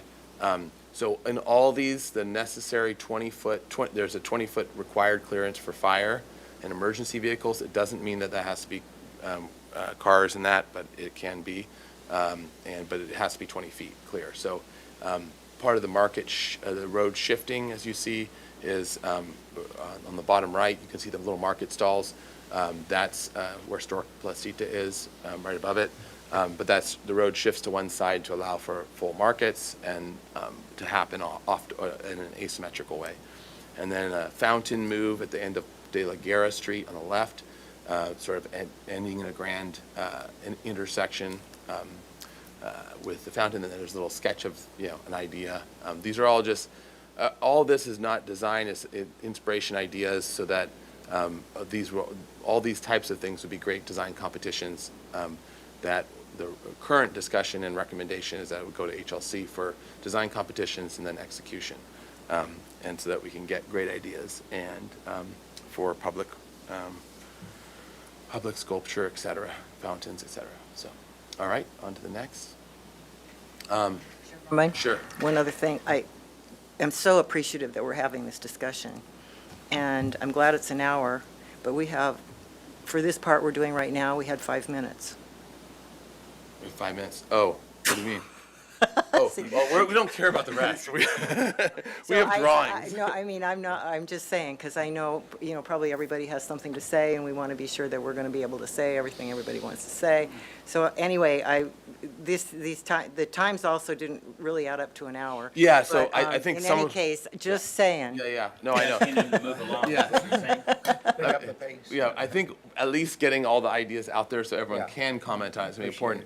And I think what we probably do is rather than going individually, trying to cover all, I think we'll go area by area, have a quick conversation, see if we have consensus on what we like and don't like and what we want to comment to. So like on this slide, we might send some comments on whether the pavilion idea or the whatever, the intersection or however we're liking or not liking or questions.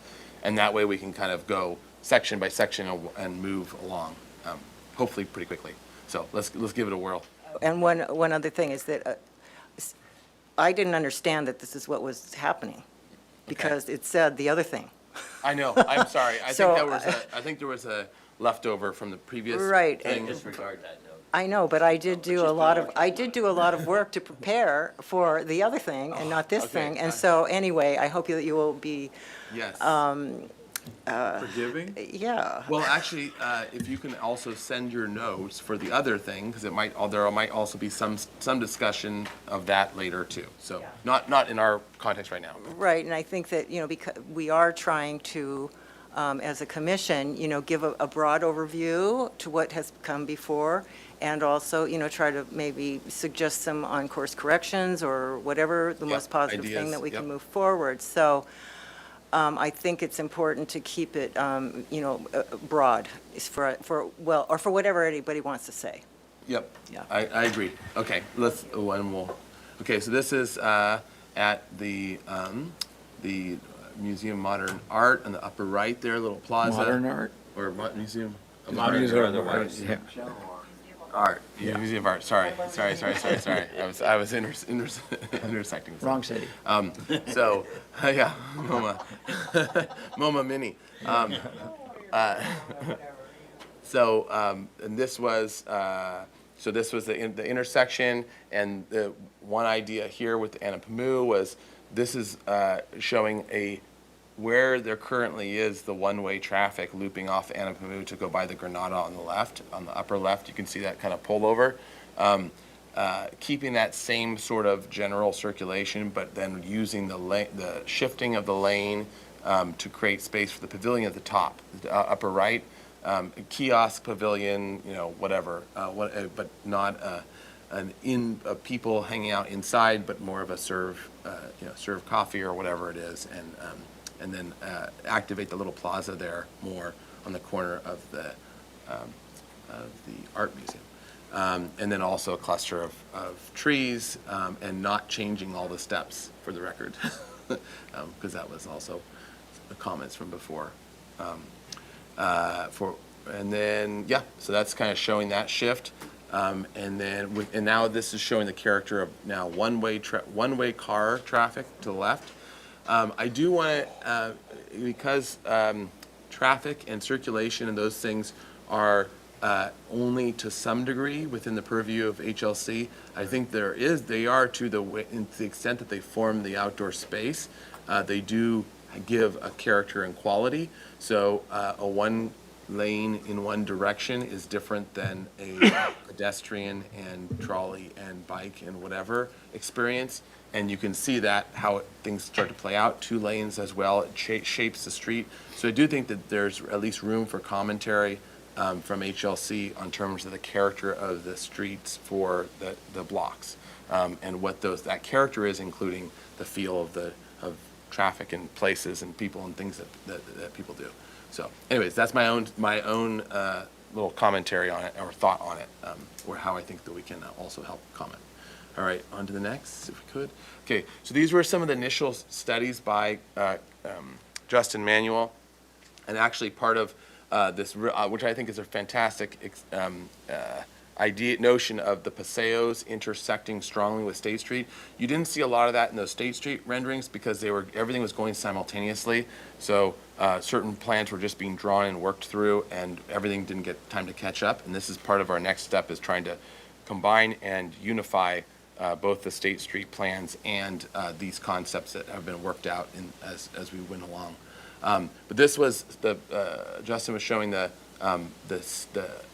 landscape stepping out from the paseo and actually affecting the change in State Street circulation, how that 20-foot changes direction around it and to wrap around the different paseos stepping out into State Street. And that could be stepping out in landscape only, it could be stepping out with a pavilion structure of some sort, or a facade of a building, or just strongly accented. So there's lots of ways, but the idea was the paseos call attention stronger to themselves, so that, and also we strengthen them, so that they become activated much more, and we'll talk about that in a minute. You can keep going, but these were some initial concept studies as well. Here's another one where the paseos are close together and you can unify them into one sort of outdoor room that then breaks State Street into other outdoor rooms as well. The first concept was paseos are far apart, which happens often, in which case you have a whole space in between the 2 intersecting paseos. In this case, they're close, so you have one intersecting move. All right, and then next. And then this was how paseos can play out on side streets, not State Street, and how strengthening that connection is a great way of also having a continuous mid-block, not on State Street route through the paseos, which we don't currently have. We have some pieces at some points, but it's not in no way a connected, well-done thing. So this really accents it. It frames the sidewalks for crossing a lot easier, and it also gives pride of place to the pedestrian as opposed to the vehicle, if it's for vehicles traveling up and down the road. Okay, next. So then the explanation of what is a paseo. It's a walking passage. And then we gave examples of great paseos here that you all recognize. All right, and then Mark Appleton gave that photo at the bottom of the previous one, and that was from the El Paseo back in the 70s, I think, and he was talking about how thriving it was, and anyways, as a potential for what it can be. All right, next. Okay, so then part of this was a paseo analysis, so we went through every paseo and we graded them as great paseos, very strong, weak paseos, which, as you can see from all these, you all know what, they're either incomplete on one side or the other, or they're very run down or in poor condition and really not places that you want to walk. And then we can go to the next one, which is potential paseos are really non-existent, like needs to have a paseo here. So that arrow at the bottom right, on the right-hand side, the arrow going up, that doesn't exist. That's a solid building right now. So we're just identifying on a block which has 0 paseos that cut through it. To have a paseo system, we need at least 1 paseo on each side of the 4 sides. And currently, we actually don't have any block that has it all. Has 4 great paseos, or good paseos even, going through its block. So so that was just an example of identifying all those different types of paseos. All right, we go to the next. So this is a map that kind of identifies that. The blue is the ones that are good paseos, and you can see they're very much the minority. Most of them are weak or non-existent.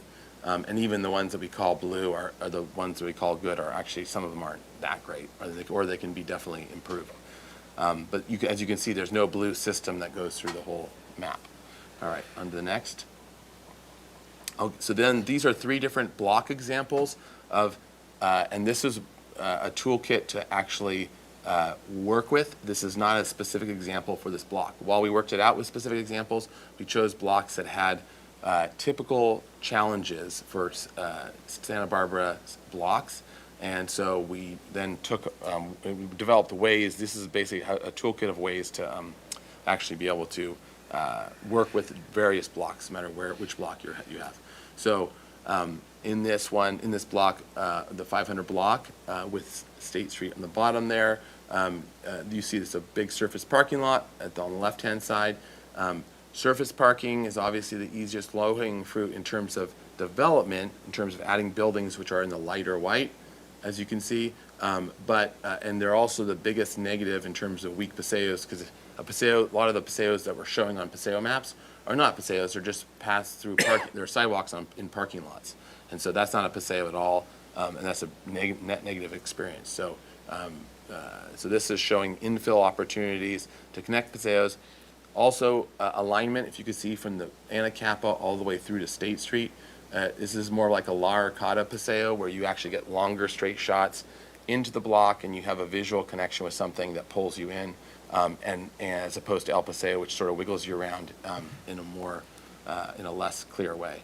But this one's more sort of, you have control of both, so you can get real clear straight shots all the way through. All right, let's go to the next. Part of the other thing was wayfinding. So on the left is existing condition. Having some sort of wayfinding systems here, we give an example of something we came up with based off of the Libero sign, tile, brick, wrought iron, very Santa Barbara way of doing signage, and doing something like that as a lamppost system or for a block or something where you can see lampposts on the other side. They're decorative. They're obviously special, different than our normal lampposts, and then you can see one way in the distance in the middle of the block. So it helps you wayfind, and it also gives light, and so it helps you feel like it's safer and more accessible visually, and to help show people that they can go through it. All right, go to the next. Similarly, this is on Anacapa, like a similar idea, different lampposting. This would also be a great type of thing for a public competition, even vary by blocks, so that you can have a fun, different character for each block in terms of expression of the paseo, but still clearly people realize that that it's marking a passageway and a way that you can go through pleasantly. All right, next. And then here's a zoom in of it where you then come to the inner plaza. The left building, on the left, both left buildings would be new buildings over the parking, and the idea would be go subterranean with parking. It's obviously expensive, but in some way get parking, but still also have the ground not be walking on parking on the whole time. All right, go to the next.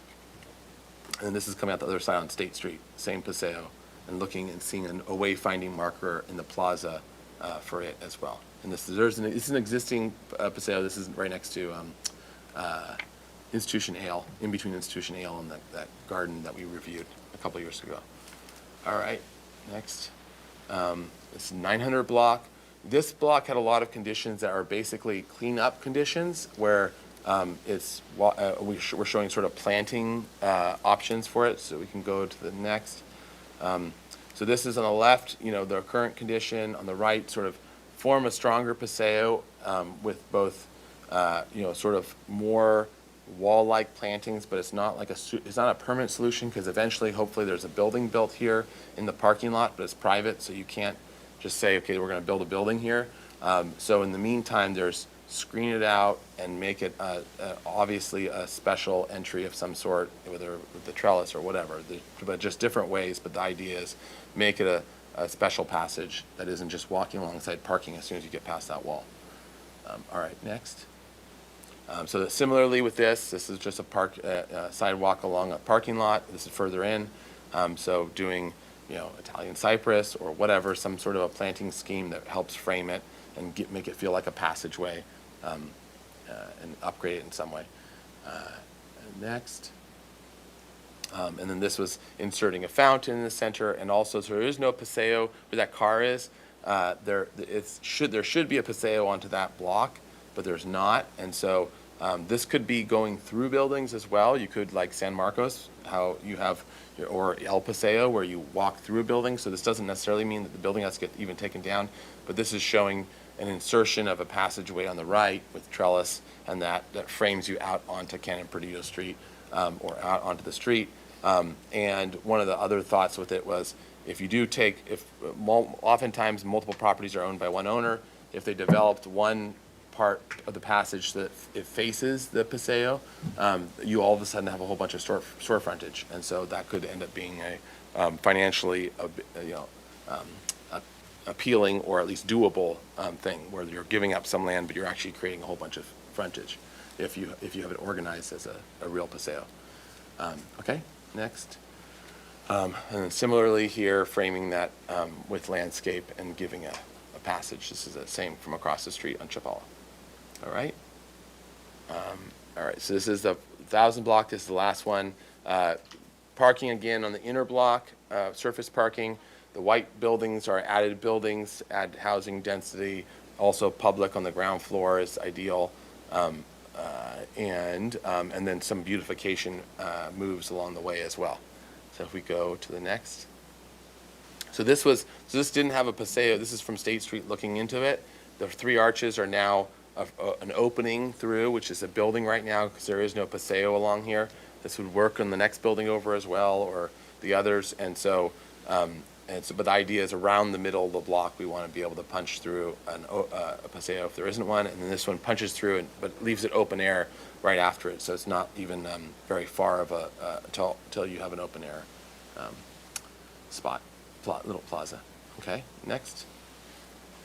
So this is beautification, adding fountains, buildings on the right-hand side to the parking lot, coming along the back side of the buildings that front State Street, and also giving visual axial terminations to the Paseos so that you have something interesting to see at the end, like the fountain.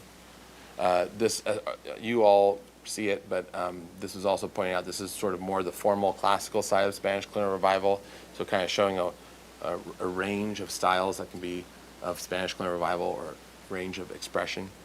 All right, to the next. This is parking lot as well, new building on the left, and the new archway building on the left, the whitish ones. The pier there, the pylon, is also has little turtles on there for in reference to the turtle fountain, too. But as a wayfinding, tall wayfinding pier that you can see, it's on access or view as you come out of one of the Paseos. So it's used to sort of pull you in as well, and to have give a marker to the plaza. All right, next. So on the left-hand side is the opening to State Street, I believe, and so this is the sort of the plaza that feeds into Paseos. That is the opening off of State Street. All right, and then I think that was that it? I think that goes to Figueroa Street. Oh no, this is the next one.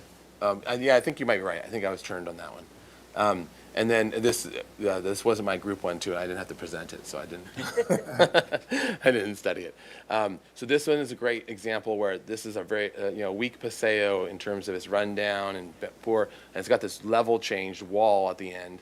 But that'd be great for doing a little fountain or doing something architectural at the end, and then something nicer as a balustrade or something as an overlook, and all of a sudden it becomes something cool to look at, great to look at, and adds to it. And then obviously the upper portion is new building, and it's referencing the La Arcada feel of the Myron Hunt over, the connecting bridge. All right, and then that was it. All right, so if we want to scroll up, Pardon my interruption, Mr. Chair. Would you like to take this opportunity to open public comment? Oh, yes, that's a great idea. Okay, so let's go to public comment. I forgot about that part of it. Okay, so at this time, anyone in the room wishing to comment on this item? Anyone? Seeing none? Okay, we'll go to virtual. All right, thank you, Chair Grumbine. We don't have any virtual participants at this time, but we did receive written correspondence from Kevin Boss and Robert Curtis, which were distributed to the commission prior to the hearing. And with that, I'll turn it back over to you, Chair Grumbine. Okay. All right. So I think what might be the best is just to sort of run through from the, take it from the top, and let's just give commentary as we go. If everyone would be mindful, especially because of our time, but, and I know this is compressed, so if we end up needing more time and we need to re-agendize another meeting, I think that that's fair. We're trying to drink from a fire hose here. And especially a fire hose that some people didn't prepare for, they prepared for a different fire hose. But I think if we can get our initial comments down as much as we can get through, and then if we need to pause and come and re-agendize for a smaller time, then I think that that's fine. The SSAC is not going to meet in the next 2 weeks, so I think in the next 2 weeks, especially if we're not slammed forth with an agenda, in which case we'll push it to a month, but I think that we can at least have given the feedback in time for that to be effective to the SSAC.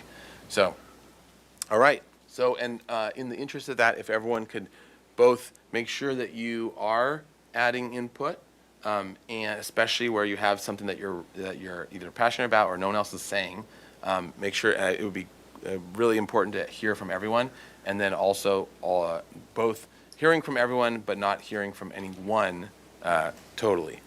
So, well, I don't think we're going to do the 2-minute thing and everyone's going to have the same amount of time. So in order to not try to equalize everything, let's try to be efficient about saying what we want to say, adding to things that people are saying, and then moving on. But also making sure that everyone's able to speak. Because I do think it's important that we're all weighing in, even if what you're thinking is being said, it's good that you're vocalizing that if that's the case. Well, let people speak. All right, so let's do it. Okay, let's go to the next. And Commissioner Lenvik, if you have any particular things that you want the commission weighing in on as well, please jump in. Well, yeah, I have comments like everyone else will, and I think that it would be wise for us to go to the 4 plan studies that you showed, the 400 block, the 900 block, and the 1100 block, and work off those to begin with. Are you talking about the State Street? Yeah, State Street, right. Got it. Yeah, Okay, yeah. yeah, and that's sort of our starting anyway, so that's. I think it'd be wise, and I'd like to speak to that, but I think other people should speak first. Yeah, okay, so let's go to the 2 slides back, or whatever, because we're here. I think the gateway thing, I wanted to at least get initial comment, thoughts on that, right out of the gateway. I'll jump in. All right, I don't like it. okay. Mr. You don't like Chair? the concept of a gateway? I don't like the concept. I think it's dated. It's like 1980s. You see them in pretty much any Irvine town. You've got this gateway that you're driving. It seems tacky to me. And I wouldn't support any flavor of them. Mr. Chair? Yeah. Yeah. I Commissioner feel Drury. exactly the same way. I think it's visually cluttered, and I don't like it at all. I'll support it. Okay, others in the gateway? Agree, it doesn't add anything significant, and it doesn't incorporate really what we think of as the EPP.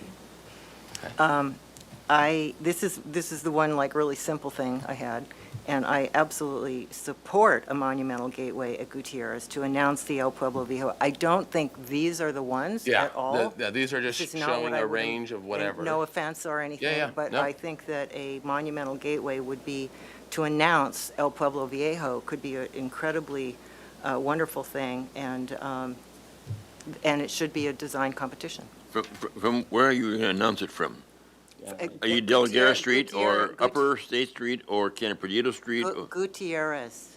But that's only one of probably 20 gateways into the State Well, Street. That's my opinion, and I believe that is. Well, that was asking you, what do you want? You just want it at that one location?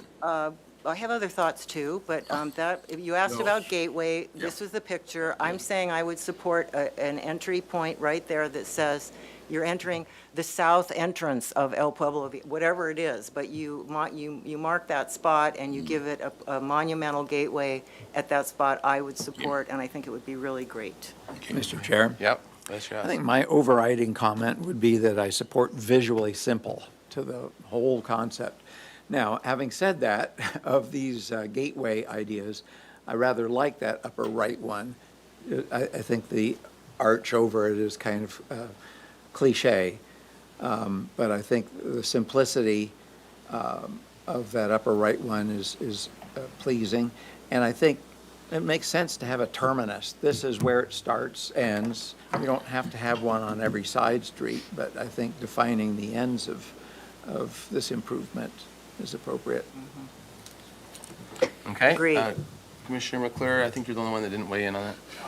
I think I agree with to a large extent. And then my thought on it is, I do think that as you're coming out from underneath the freeway as a pedestrian, or even from further back, to have some sort of a visual connection is a nice thing to reach, because you're coming up a hill. So, even though, yeah, whether it's a gateway kind of does imply a bit of a bridge, but I don't think it necessarily has to be that. It could be even very low key, in my mind. And one other thing, Chair Grumbine, is that as we're developing the master plan and we have, the purpose is to have these different elements. And so then you prioritize the elements. So okay, well, this is step 1, this is step 2, this is step 3, so that you aren't stumbling over yourself as you're moving through the years to complete out some kind of vision, right? Mm-hmm. So this is really just an art element that can be over there on the side, and that at some point when the community decides that they like it and we get a really great design that somebody wants to fund, then you go ahead and do it. But it doesn't have to be like top priority. Mm-hmm. All right, let's go on to the State Street now. Any thoughts on the plantings, the planting Sorry. palette and discussion? Yeah, I thought this was probably the more intriguing part. Of course, these are actual photographs, I recognize that. yeah. But I think that the bulk of State Street could use significant reliance on appropriate landscape to emphasize whether it's an entry point or the structure of the building, alignment, et cetera. So, yeah, that's my takeaway. Commissioner McClure, I'm going to give you. Yeah. Okay. I agree. All right. I won't tell you which one of the people did that. All right. With regard to landscaping, there's a history of landscaping on State Street, running from Mission Street all the way down, at least to Victoria probably, in which there's a marching of palm trees. Mm-hmm. They're on both sides. They are kind of regular in their placement, and if you stand on the upper reaches of State Street, Ariaga or whatever, and look down, all of a sudden you see a major change at Victoria, or Sola, whichever it is, where the current mall or whatever it's called started, and I think that to a degree that is disquieting to me. I would rather have the palm trees because I think they're emblematic of State Street in Southern California, whatever. Obviously, they're a problem today from the standpoint of lack of shade, but I would rather have the palm trees march all the way down and be prominent and identifiable and as part of what you see, and gradually, as you come to a Paseo intersection or whatever, you start changing the character of the lower trees. And you go, but you keep in mind that you have this street that runs from Mission all the way down to the ocean, and right now it's a radical change, and I would rather see us try to find some way to reinforce what was originally planned or originally there as we go through the landscaping. That's interesting, and hearing that and seeing Justin's drawings for it, I think there is palms possible within all of those. Yes, yeah. And so that is, if it's being coherently Sure. connected and spaced, Sure. it actually is a very much a. Yeah. To add to Commissioner Limvick's point, I think it's the 500 block estate that has the jacarandas that actually creates a canopy. I mean, you have one block, and I like it, but it's suddenly, you kind of come out of there, oh, sunshine. So some kind of regularity. continuity and, right, exactly. Yes. Yes, Chair Grumbine. I agree with those comments. I feel that whatever the landscape is, it should be like the beautiful pictures. It should be El Pueblo Viejo. So we have a long way to go to figure out what it is. as long as it, meets with that, with the beautiful white walls and the colors, then that's good. And working with existing trees to the greatest extent possible. I kind of didn't understand this, but I think that, that will sort itself out as the design evolves, where it's appropriate to have whatever. I also strongly believe that we should be, editing out the existing planted areas. There's a lot of overgrown areas and stuff that I think I would really like to see maximizing the existing brick walkways so that they're more usable by pedestrians and outdoor dining, and that we could, and I would imagine that's, Yeah. I'm just saying that. Yeah, I'm just and I saying think that. as we go along, I think take a look at it and see if that's what you're seeing as well. I think that's true, but that's a good point, and I think as we go. And back to, who Yeah. was it that said simple? Somebody Simple, said I said that. Yeah, simple. Visually Yeah, simple. and, just simplification, because we have a beautiful structure, I'll say, right now. It's just that over the years, it's like your garage. Yeah, It gets it filled gets up with filled up. stuff, and then you got to have a garage sale. So I think, simplifying everything back and recognizing what is it that we have in spades already, and what are the moves that really need to be done, and what are the things we don't need to do. Yeah. And like I Okay. heard you say the other day, it's the building that is reused that is the greenest. Yeah. So anything that we can use, what do we already have that we can work with, and what really rises to the top of needing to be completely bulldozed and replaced? Yep. And as a note to that, I know Justin did literally go down, look at every single tree and mark a whole, has a whole plan where he marked off every single really good tree, and then stuff that's cluttering, and a lot of the mess that you talked about in terms of stuff that's come in and via planters and other things that are, so, okay, let's keep moving. Okay, so now we're on State Street. So this is the most formal, in the idea and discussion, this is the most formal of Santa Barbara. This is a lay of palm trees, right? So very formal, regular, and also having the two-way traffic, just as a sort of general things. But then as you get to the ends, the nodes change as well, so. All right. Commissioner Levick, go for it. Yeah, I wish we had had all 10 blocks of this architect's work to look at, because it's a unified whole. And I wish he'd been here maybe to explain what was in his mind as he put pencil and paper, because I think there's a lot of wonderful things that are occurring here. He is jogging the street, as we can see, and going the 800 block, go up one more, the 800 block. He's jogging the street to create as much sidewalk as possible. And I think the theory behind his entire design was that there's going to be some kind of mobility on the street itself, whether it's a rail car or a little, whatever it may be. There's going to be a vehicle on the street moving people along from the beach all the way up to as far as you want to go.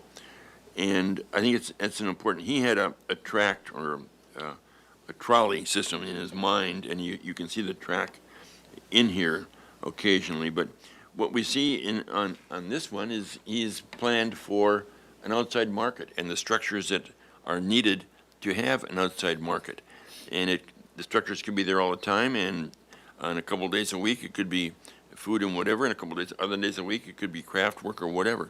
But the idea was that we have a continuous pattern of paving in color and texture that ran the entire length, that people were on the sidewalks, and bikers and trolleys were in the middle, along with the 20-foot wide that's required for emergency vehicles. So along that lines, I think that's part of the reason I think it was good that it wasn't all released, because it wasn't ready for a full release. There's a lot of those discussions, like the curb or curbless, whether this is, the paving has a curb or not, that is, there were multiple discussions going on. So as Fred was drawing the plans first as lines, and then meeting with everyone, we would discuss, talk about, diagram out how we wanted the street to lay out, what the moves were, what the character of those different things were. Justin was doing landscape overlays, and there was a whole bunch of pieces moving all at the same time. The problem is it's not ready. There's a lot of options there that still need to be fleshed out, and it wasn't ready for full prime time, let's say. And so I know it's frustrating knowing, and you may have seen the drawings, but that isn't that hasn't been a fully baked thing yet. And so there with options and with a lot of the subtleties. So I don't think that we should. I think it's good that we're not reviewing the whole thing because of that. Okay, well, you're talking about one thing. I'm talking about the elements that make it Santa Barbara. The elements that make it Santa Barbara. There's continuity, there's color, there's texture, there's variety in the activity that's on the sidewalks. I think the key item in the design here is that people are not walking down the middle of the street. That's the key element. People are not walking down the middle of the street. Bikes are there. I think we're going to have to live with the bikes. People and bikes don't mix, period. So I think we've got to realize that no one is making a decision on that. And, State Street Advisory Committee is not making a decision, City Council is not making a decision, staff's not making a decision. Somebody's got to say, we think this is great with the bikes being there and down the middle, with a trolley car or whatever down the middle, emergency vehicles down the middle, that people belong on the sides, on the sidewalks, adjoining the storefronts. Somebody's got to make that decision. So I think that, yes, that SSAC needs to eventually give and there's going to be, so the long and short of it is, we'll fast forward to the end of the conversation at SSAC. Multiple SSAC members wanted to discuss and decide on bikes or no bikes, cars or no cars, trolley or no, all the pieces. So part of this next work effort is going to be fleshing out some of those as options. But the problem is, this isn't a decided on thing yet, and there is some of it that is like, you got to have 20 feet for clearance. So there could be a no curb or there could be a curb. And that could be for 1 block or that could be for 10 blocks. And there's all those pieces. And I think when you start to link it all together, the problem is then you start really needing to make that for sure decision. This, at least at this point, in terms of what the review and discussion is the character, like you're saying, of like shifting over the trolley and the 20-foot so that the market can happen on one side. If you did it down the middle the whole way, you couldn't have a market. Other people aren't talking, it's just you and me, and that's not good. Can anybody tell us that if you don't have a curb and you have bikes, that you're going to have the yellow dot things running the entire length of State Street on both sides? So Can anybody tell me that? I mean, Yeah, that's so- an aesthetic thing which I don't think belongs in State Street. Yeah, so I think this whole discussion is going to happen at the next wave, where there's actually a discussion of, and yes, actually, I think you can, and actually MIG showed plenty of pictures across the United States where that happens. Just because we are doing it one way here in Santa Barbara right now doesn't mean there's not a federal standard that you can use that allows you to use multimodal, allows you to do all these things without those designated things.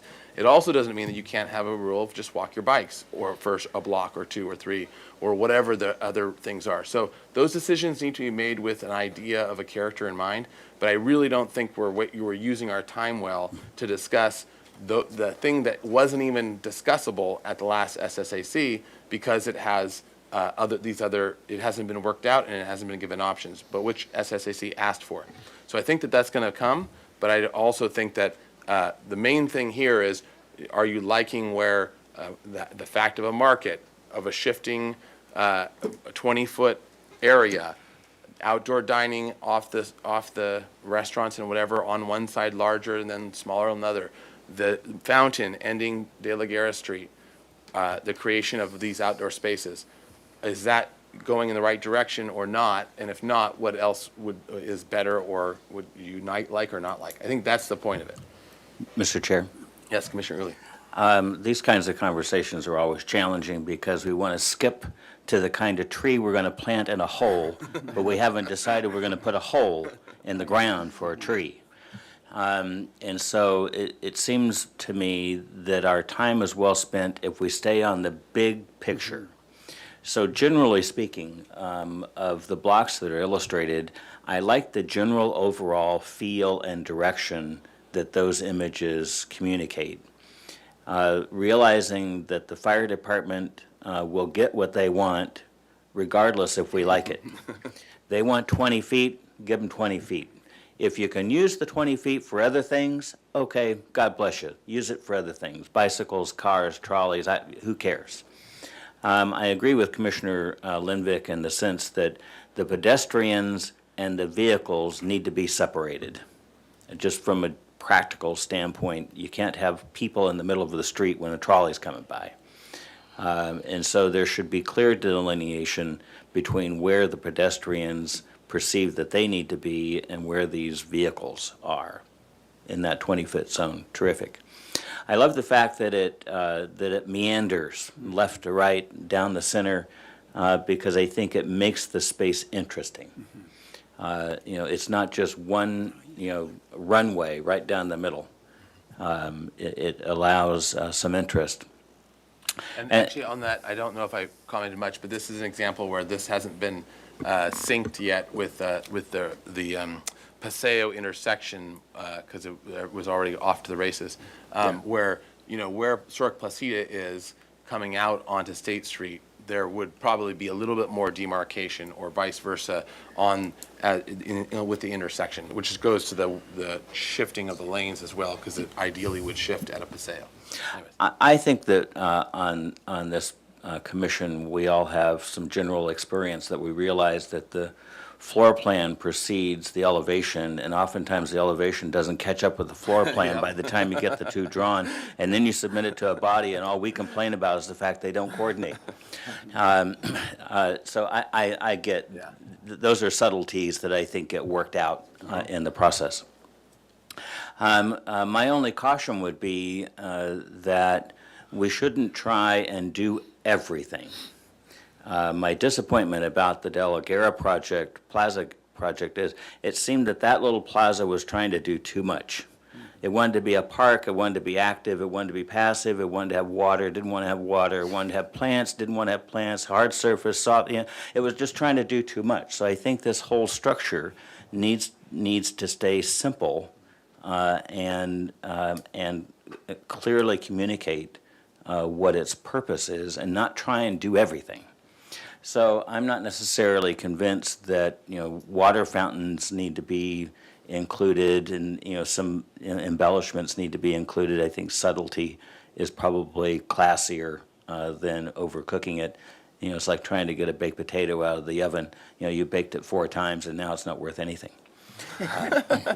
So in general, I like the direction that it's going. I think it's a good place, and of course there are 10,000 details to work out. Yeah. And Mr. Chair, Yes. if I may briefly, Sure. I don't like the direction it's going at all. I think you're running the risk, we are running the risk of creating a very cluttered environment, whether it's landscapes or markets in the street, or it seems to me that open is better, that space is at a premium on State Street because of the structures along both sides of the street. I think those structures should be honored by leaving as much open space as possible. No art, overwhelming art projects, no stages on the street, nothing that gets in the way of just a straight line of a street that goes from the top of Santa Barbara down to the beach. I find this to be really chilling, actually, and I would do my best to stop this proliferation of clutter. It just seems to me to be too much. Thank you. Mr. Chair. Okay, Vice Chair House. Well, I think I'm going to have to agree with Commissioner Drury the most.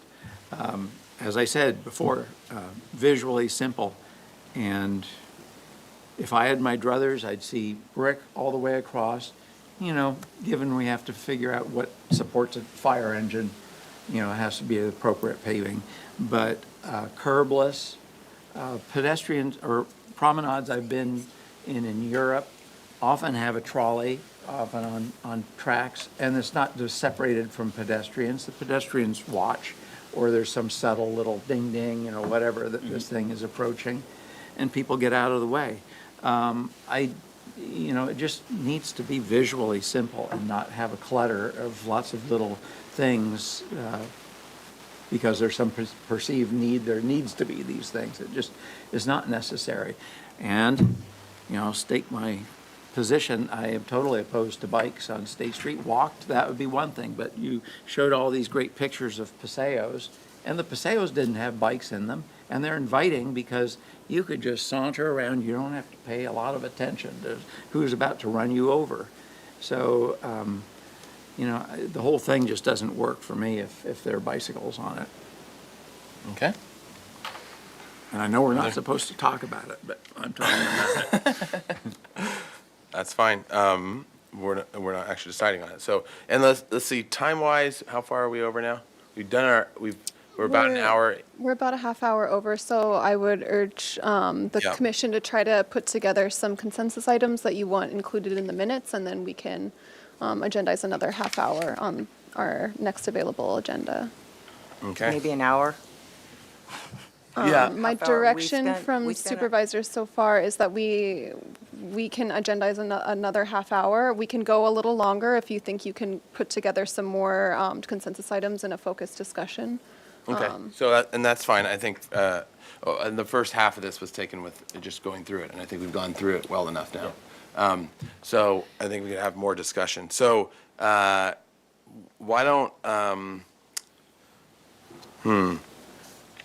I'm wondering whether we just pause and just continue on for next time, and then try the to. recording speak for itself. Yeah. We don't have to make a motion. Yeah, or yeah, anything. There's exactly. discussion. Exactly. So I think we just have discussion part two. Another aspect is now also everyone's really clear about what actually is being reviewed, which is helpful.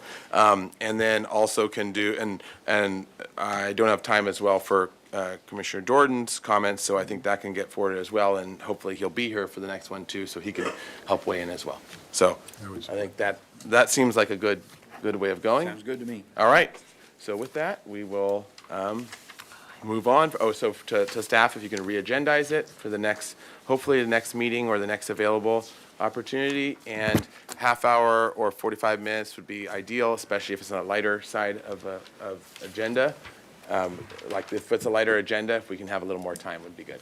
I'll have to discuss with the supervisors and State Street Master Plan staff, but Okay. I will do my best. All right, sounds good. Thank you. Chair Grumbine, Yes. we did spend a good deal of time. We spent until 3:15 was when we stopped looking at the slides. So we have been talking for about About half the time. 20 minutes.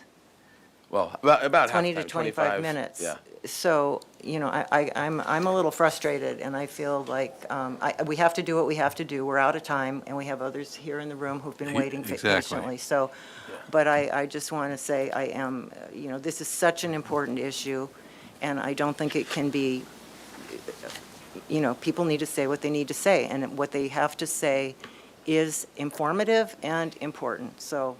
Yeah, I agree, and that's why we've been finally being able to talk about this. So, okay, so let's do that agenda-wise, and we will move on. So now we're going on to item 5, 1724 Garden Street. This is a continued item for project design approval and final approval. This is listed on the city's historic resources inventory, constructed in 1903 in the Italian Mediterranean style. Proposal to construct a second-story rear addition to the existing 2,200 square foot two-story single-unit residence, consisting of a 90 square foot first floor addition, 520 square foot second floor addition, 390 square foot uncovered raised patio, an existing 500 square foot detached garage, and 270 square foot cabana will remain and are not under any discretionary purview. The staff hearing officer granted approval of a solar access modification and an interior setback modification on January 24th, 2024. The proposal total of 3,600 square feet of development on a 15,000 square foot parcel is 84% of the maximum guideline floor to lot area ratio. Project design approval and final approval are requested. Project compatibility findings and minor alteration findings are required. Project was last reviewed January 17th, 2024. All right, welcome. Thank you. So if you could introduce yourself for the record, we'll go to staff and then go to the minutes from the last meeting and motion. All right. This is Tom Henson and Morgan Solorio from Becker Henson Nixto Architects, and Jessica Harlan. Jessica Harlan with Barefoot Design Landscape Architecture. All right, great, thanks, welcome. All right, to staff. Hi, thank you, Chair Grumbine, members of the HLC, commissioners, apology. So, yes, the project was approved at the staff hearing officer as the project description states. Those two land use decisions were supported from an aesthetic standpoint when the project was reviewed by you all during the initial review. There were no conditions of approval on the land use decisions, and to my knowledge, the applicant has addressed all of those initial comments that they received from the HLC. So again, they're here for project design approval and final approval. And just if for some reason final approval may not be considered today, I would just request perhaps a condition of approval be considered or forwarding the project to the consent calendar. But Okay. here for questions, Holly Garson, Assistant Planner with Planning and Zoning. Thank you. All right, thank you. All right, so, Okay. it's all yours. Oh, no, not yet. Okay, so the motion was to continue indefinitely with the following comments. The commission is supportive of the proposed second-story rear addition 6-inch encroachment into the interior setback. It is aesthetically appropriate and acceptable as a design. The solar access modification is supportable. The commission thanks the applicant for working with their neighbor and for the beautiful designs that enhances the current residence and is sensitive to the historic resource. 4, the commission appreciates the shadow drawings that illustrate how shadows would be cast by allowing the solar access modification. The study reassured the commission that there will not be any issue with allowing the increase in height to be utilized for the solar access height limitation calculation. 5, study the thickness of the plaster columns on the southeast elevation with the single-story element. 6, the mass, bulk, and scale of project are acceptable. 7, the direction the design is going in is supportable. The commission looks forward to seeing additional details, material boards, and a landscape plan. 8, the memo prepared by Nicole Hernandez, architecture historian, is supportable. The motion was by House, the second was by Ensberg. 8-0-0, Uli was absent, the motion carried. So with that, Commissioner Uli, do you have a chance to review the, okay, so you'll be able to ask questions and vote, okay? So with that, take it away. If you can go through your presentation, show us how you address any of the comments, as well as any additional information, new stuff, and how that meets final, because you're here for final, right? Yes. Okay, so if on all those details too. Okay. All right. It's pretty similar to what you saw last time, just more developed. As before, we're matching existing details. This is shadow study. We can just quickly go through the drawings. By the way, the neighbor is in favor. The neighbor wrote a letter of support last time. The biggest change is we now have landscape drawings, so we'll try to go quickly with the architecture. Back one. The one architectural comment was to widen the piers on the conservatory element at the lower right-hand corner, so we totally agreed, and they're now wider, so they have sort of the look of columns, and they're wider on the all the way around. Maybe keep going. Interior, like sections, details. Again, we're matching existing.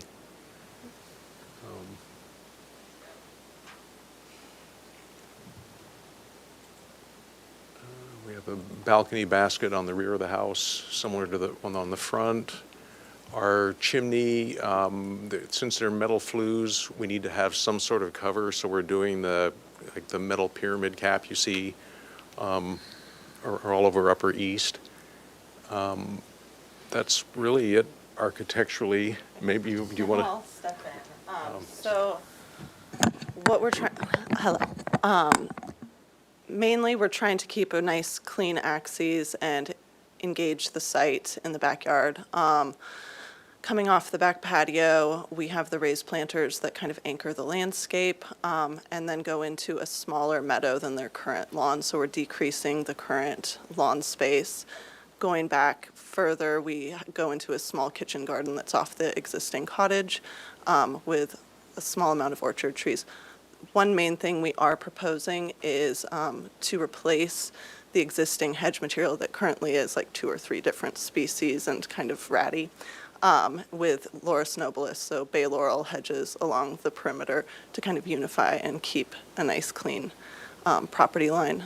You can go to the next page. Oh, that's just hardscape metal heading and site walls. Irrigation plan, rotary spray nozzle or subsurface irrigation on the meadow, and then drip irrigation point source emitters on the shrub areas. We're providing a new backflow, sub-meter for the landscape, and overall very kind of low, very efficient irrigation system. Go onto the planting sheet, please. Okay, in the planting sheet, what I touched on is we are replacing the existing hedges and maintaining the existing palm tree that's currently in front of the cottage. We have a small meadow that comes off the back patio, Mediterranean planting that's very formal, boxwood, lavender, dwarf olive, and to create a very simple mix of forms and textures, with 2 olive trees as gateways to the kitchen garden. So it kind of creates a separation. And mainly just from the kind of side yards moving forward, updating what's going to be disturbed during construction. And then that is it, with the front yard staying the same with the current landscaping. Yeah, that's me. Oh, there's the current front yard. And then side, or, yeah.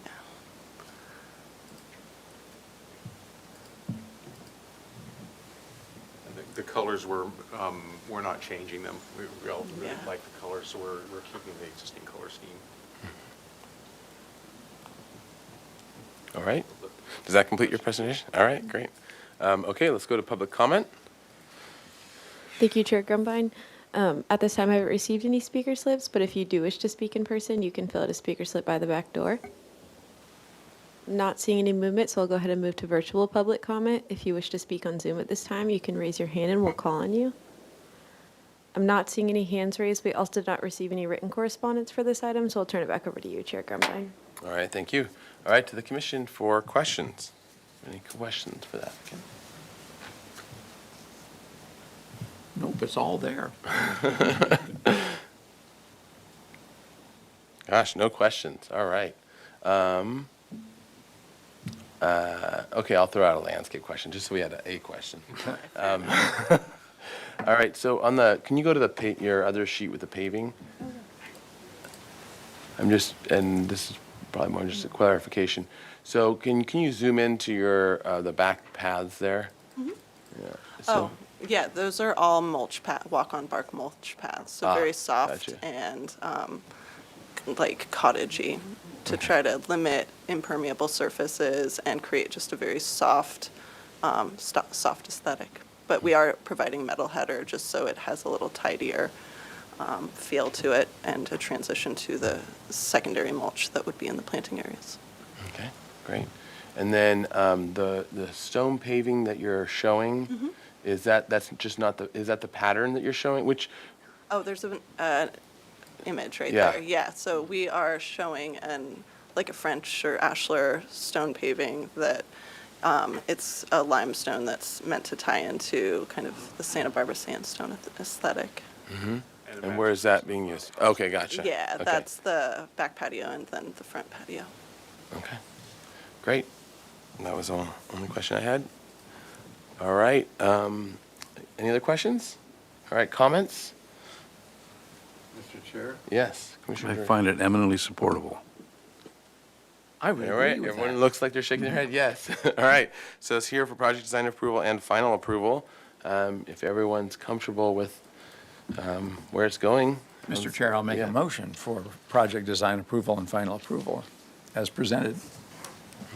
All right, Second. second by Commissioner Ensberg. I think you have a list of compatibility issues to go through. Oh, yeah, we got the compatibility yes. findings. Go for it. Consistency with the design guidelines, yes, it is. It is also compatible with the architectural character of the city and the neighborhood. Size, mass, bulk, height, and scale are appropriate. It is sensitive to adjacent landmarks and historic resources. Public views of the ocean and mountains are not affected, and the use of open space and landscaping is done appropriately. And these are the minor alterations to a historic resource findings. The exterior alterations are being made primarily for and will substantially advance restoration of the historic resource to its original appearance, and the alterations are consistent with the Secretary of the Interior standards. All right, Yeah, second again. all right, second again, there we go. Okay, under discussion, any other? Chair Grumbine? Commissioner Ensberg. Oh, go ahead, Commissioner Oley. I just want to really praise you all and acknowledge just a beautiful, beautiful job. So I really had nothing to say other than A+ and, great work. Thank you. Thank you for your Very well patience done. as well. Oh, it was Yes. interesting. All right, any other comments? All right, roll call vote, please. Thank you, Chair Grumbine. I'll take roll call vote. Commissioner Uli, Yes. Commissioner Drury, Yes. Commissioner Ensberg, Yes. Commissioner Butler, Yes? Commissioner Lindvik, Yes. Commissioner McClure, Yes. Vice Chair House, Yes. Chair Grumbine. Aye. Motion passes. All right, thank you. Congratulations. All right, well, now we're ahead of schedule by 5 minutes. Do you want to take 5? Pardon my right. interruption, Mr. Chair. Let's Will take you 5. announce the appeal period before Oh, we? yes, so this is take a recess? appealable within 10 days to City Council. The end. Calendar or business? Probably calendar. Yeah. You want to All right. take 5 or listen to it? All right, take 5. All right, we're got those 5.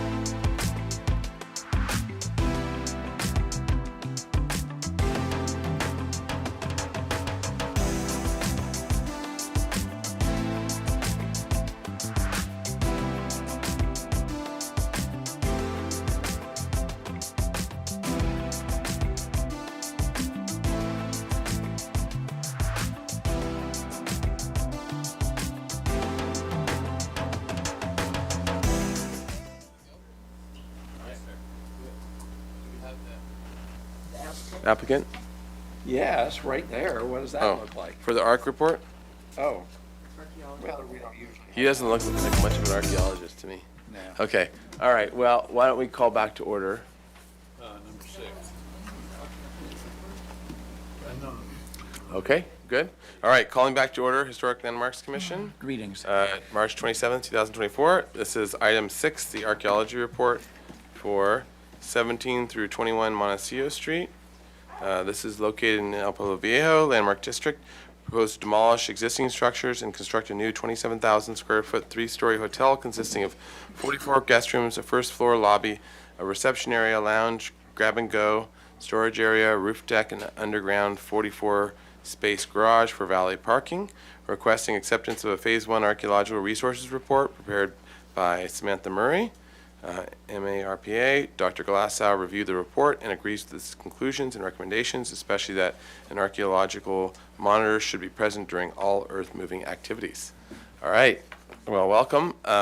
And so we're doing just archaeology report right now. Are you the archaeologist? Okay, oh, sorry. Okay. I'm Samantha Murray. I'm Okay. the archaeological principal investigator from South Environmental, and I prepared the report. Okay, great, thank you. Okay, so if you wouldn't mind, just give us a quick summary of the conclusions, and then we will go to public comment. Sure, absolutely.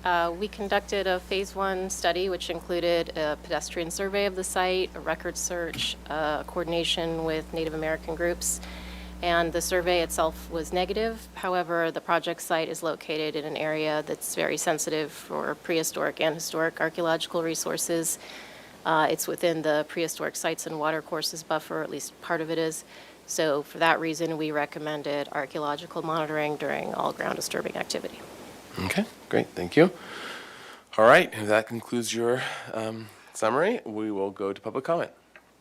Thank you, Chair Grumbine. At this time, I'm not seeing anyone in the audience, so we'll go ahead and move to virtual public comment. If you wish to speak on Zoom at this time, you can raise your hand and we'll call on you. I'm not seeing any hands raised. We also did not receive any written correspondence for this item, so I'll turn it back over to you, Chair Grumbine. All right, thank you. All right, to the commission, any questions? Nope. All right, comments? Good report. All right, for a motion? I'll move to accept the Phase 1 Archaeological Resources Report for 1721 West Montecillo Street. Second. Ooh, sorry, you were slow. Second by Vice Chair House. All right. And under discussion, any discussion? All right. Oh, yeah, Commissioner Ensberg? Isn't it the address 17 to 21? That's what I said. Oh, okay. 17 to 21. Okay. All right. Any other discussion? All right. Roll call vote, please. Thank you, Chair Grumbine. I'll take roll call vote. Commissioner Drury? Yes. Commissioner Ensberg? Yes. Commissioner Butler? Yes. Commissioner Lindvik? Yes. Commissioner McClure? Yes. Commissioner Uli? Yes. Vice Chair House? Yes. Chair Grumbine? Aye. Motion passes. All right. Thank you. Thank you. Thank you. All right. You get to go. Safe drive. That was the easy part. All right. So, all right, we'll go on to item 7 now, which is a continued item for concept review. 1721 Montecillo Street. It's located in EPV. Proposal to demolish existing structures and construct a new 27,000 square foot, 3-story hotel consisting of 44 guest rooms, a first floor lobby, a reception area, lounge, grab and go, storage area, a roof deck, and underground 44 space parking for valet parking. No final appealable action will take place at this meeting. Project compatibility findings will be required for project design approval. Project was last reviewed on August 30th, 2023.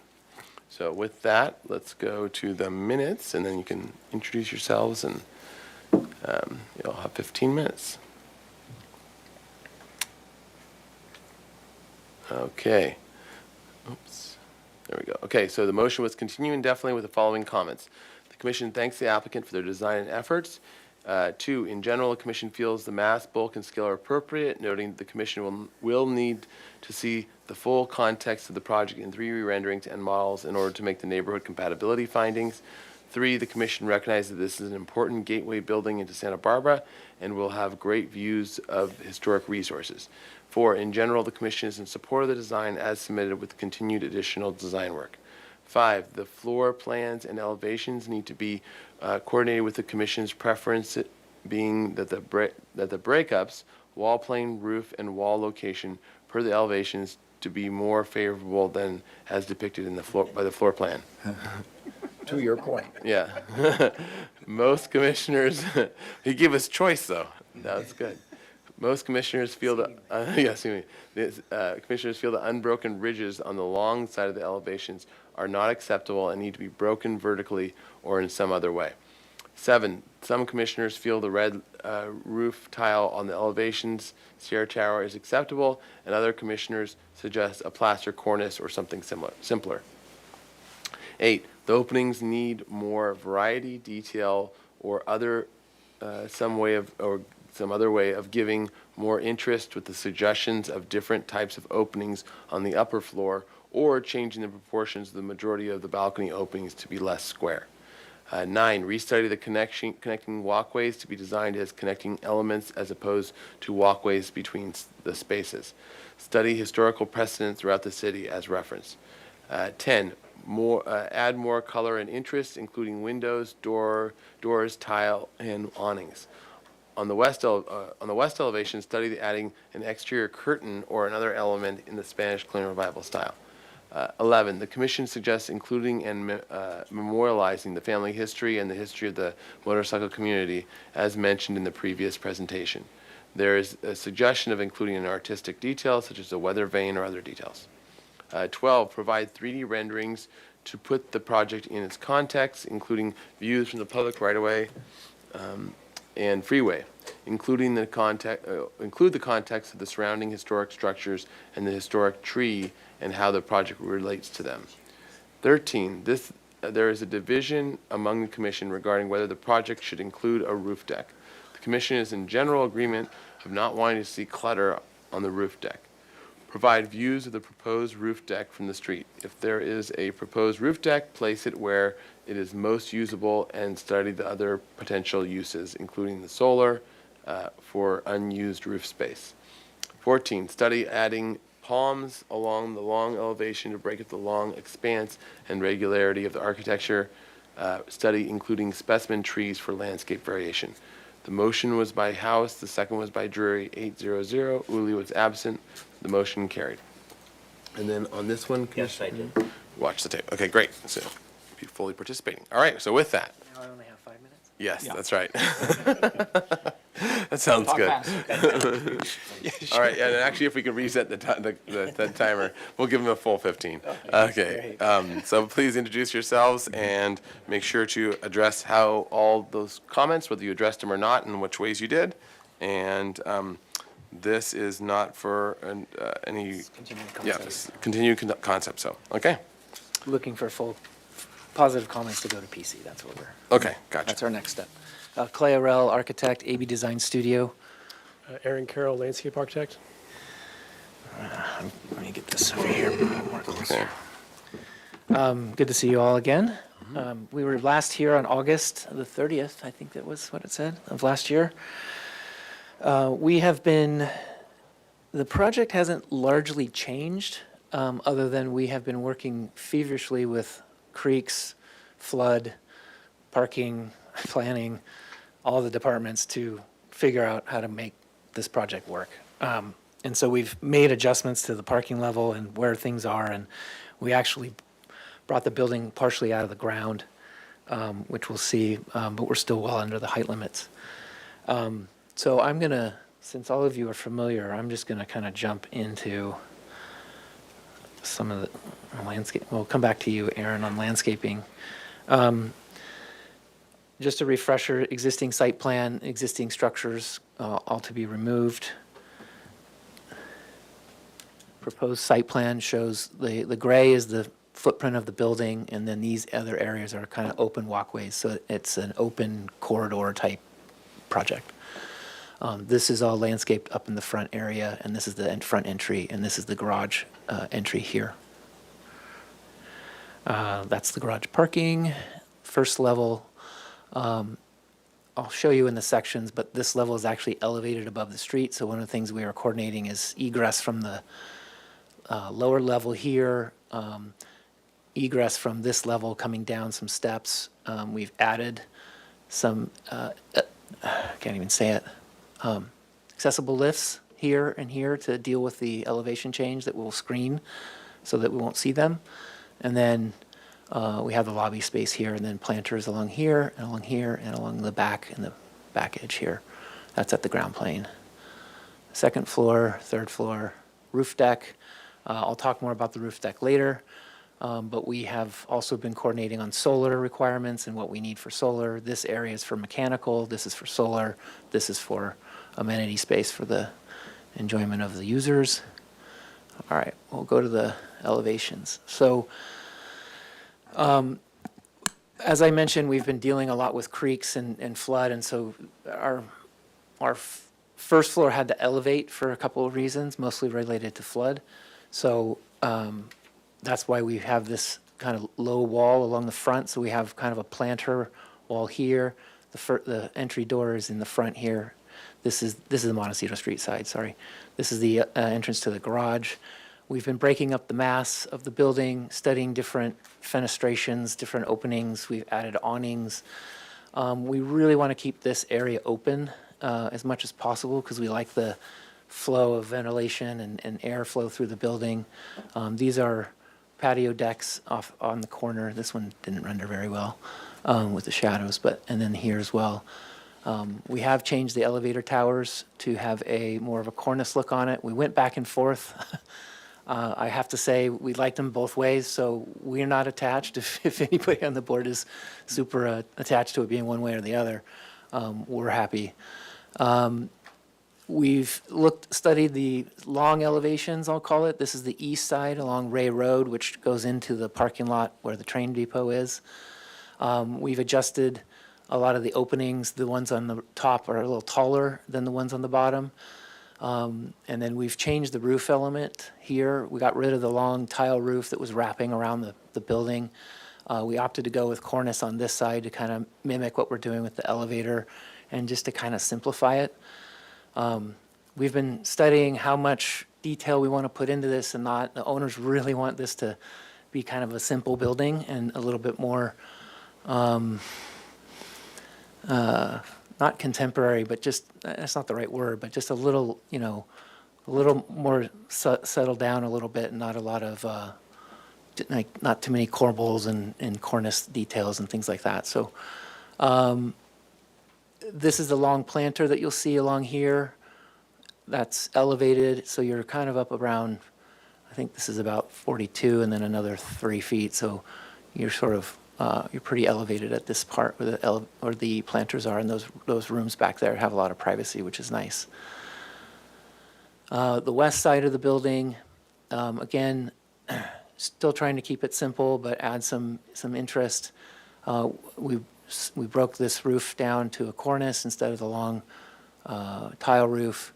We've adjusted some of the openings. We've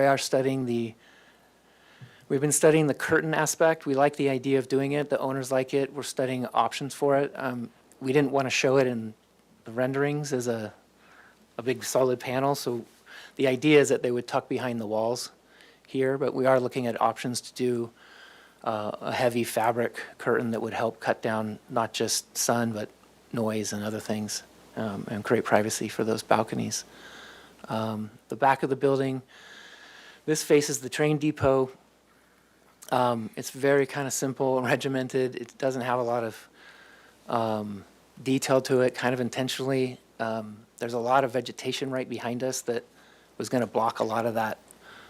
There's some very mature trees in the planters between us and the train depot. So we kind of felt that this could be simplified and kind of settled down. We're spending an awful amount of money on underground parking and stormwater and all these other things. So we're trying to, if we can, in some areas of the building, simplify the architecture and still keep it within the guise of EPV. Here's a section through the building which helps explain. Let's see if I can zoom in on this. Nope. Just hit the Z key. Thank you. And then draw a marquee around it. Thank There you you. go. You guys always help me with this. Street level is here on the right at 18.65. Our first floor is at 2180. So we're coming up a good 3 feet plus. Big portion of that has to do with flood issues, BFE, and the designations. So we have a partial submerged parking zone underneath the building. We were using this took a lot of negotiation on a lot of fronts, but we're using the the ramp or the driveway entrance to the building as a large cistern underneath for our stormwater collection and infiltration. That took us months to figure out how to get all that to work because our infiltration rates are really bad on this site. In the other longitudinal section, which is further to the east than the one we were just looking at, you can see the lobby here, the first floor elevated above the street level here, and then the garage comes underneath the front, and there's a planter here in the front. And so that gives us additional parking and planter up front, and this is max 42, so there's no visibility issues coming out. Okay, how do I fit? To go out, control There we zero. go. Yeah. Whoops. A couple other cross sections, so I'm gonna learn from you, Steve. There we go. This is cutting a couple cross sections through the building. Guest rooms, stairs, exterior stairs, and the roof deck. Then we have another one here, shows the parking ramp, parking areas through the stairs, guest rooms. You can see the finished floor is considerably higher than the sidewalk, which we think is going to help with privacy concerns. I do want to talk a little bit about the roof deck. One of the things we did is we flew a drone. I brought some exhibits for y'all. Handouts. Haven't done this in a while, right? Yeah. What is this stuff? Paper? What? Paper, yeah. Yeah, have you heard of it? It's been around for a couple of years. Huh. We can also put it on the, we'll put one on the screen too. You did that. I'm fired. Yeah. All right, CTV, you could.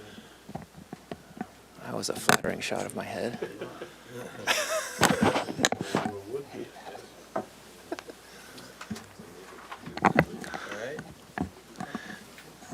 I guess they can't really. Yeah, it's a little blown out, but what we did is we took a drone up kind of eye level at the roof deck and just panned around, did a 360. And we printed out a couple of these views because I think they're interesting. Once you get up on the roof deck, obviously you have a beautiful view of the train depot. You can see the ocean just a little bit beyond those palm trees on the right and a little bit beyond the palm trees on the left. Obviously you see Moxie there. But we thought it was kind of neat to get up there and be able to see that much of the train depot.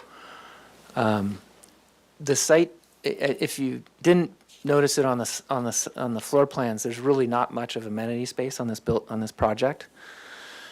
For example, the lobby's very small. There's a small grab and go, and that's about it. So we really feel like the roof deck is going to be an amenity for the users of the hotel.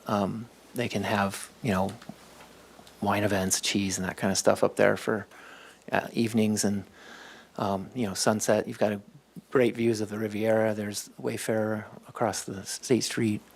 Actually, it's not Wayfarer anymore. But we have a few of these, and then you get a shot at downtown and the mountains in the back, the Riviera. So, we're obviously making an argument to keep the roof deck as a really great amenity. This is facing east. You can see the big Monterey Fig kind of right here. Let's see where I'm going to go here. Down the street. And there's a lot of fairly mature trees in that parking lot that help shield it.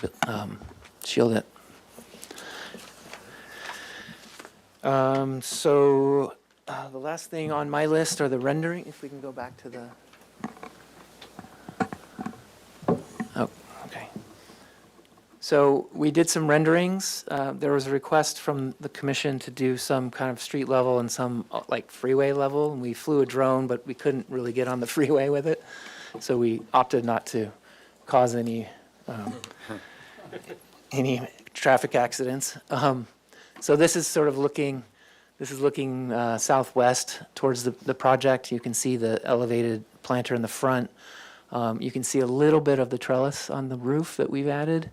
That didn't render out right. It's supposed to be a darker color, but so this kind of shows the building in the setting. You can see the train depot back in this corner.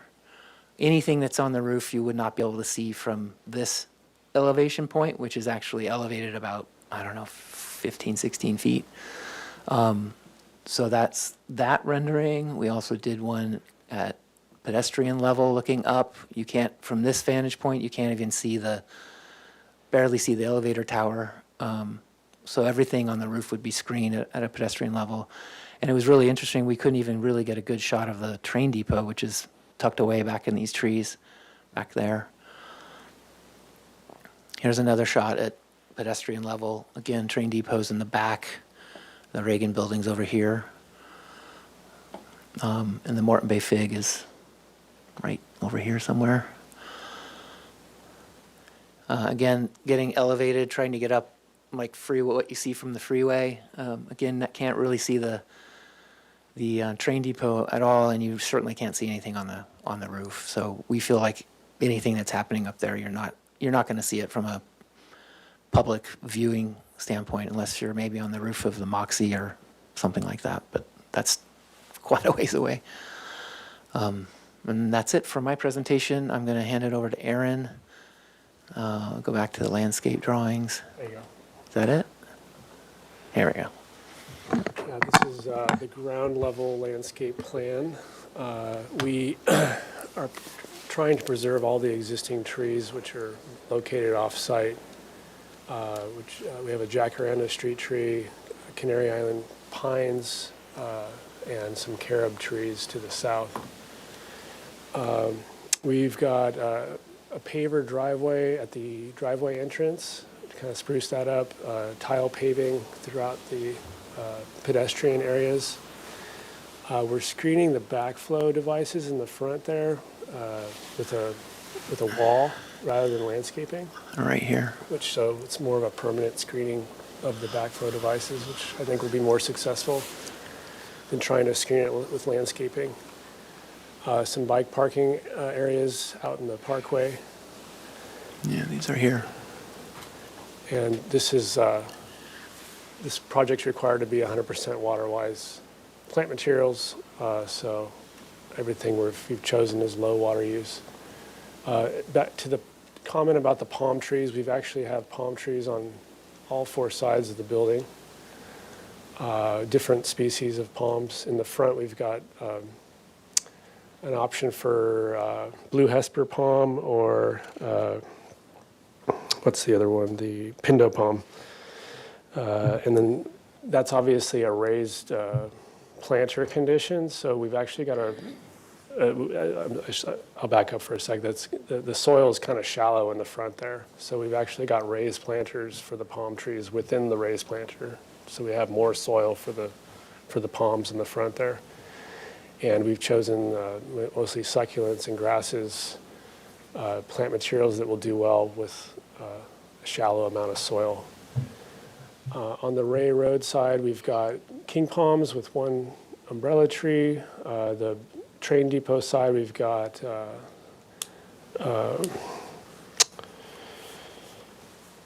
that is cordyline and windmill palms, which are pretty slender and vertical, so they can work with the existing trees there.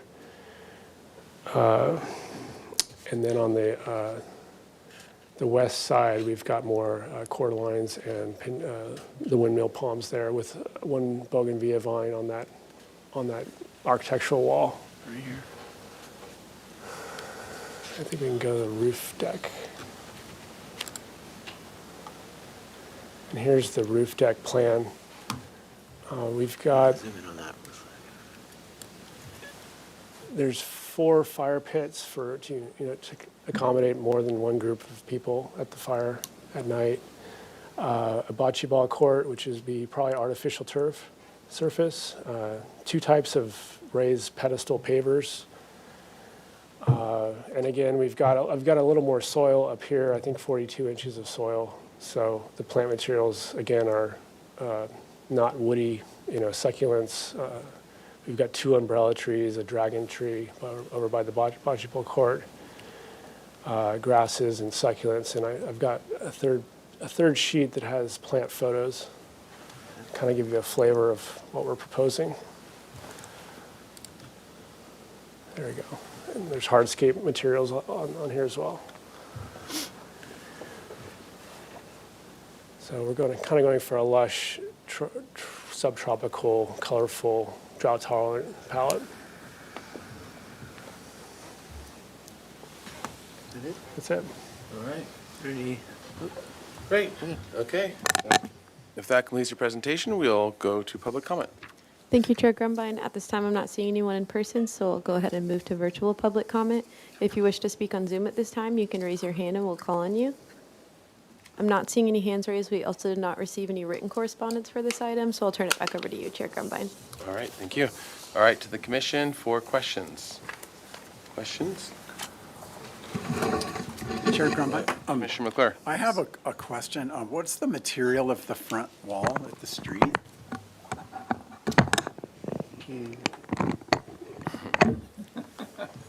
Thank you. No, Oh, I thought you uh, were answering that, sorry. Yeah, correct me if I'm wrong, it's a running bond sandstone? Yeah. And then on the roof, how do you prevent somebody from falling off? Is it a parapet or is it just plantings or? No, there's a parapet. There's a 42-inch minimum parapet all the way around, and then plantings as well. Thank you. You're welcome. And poison oak. Yeah, electric fence. Bring up the exterior elevations again.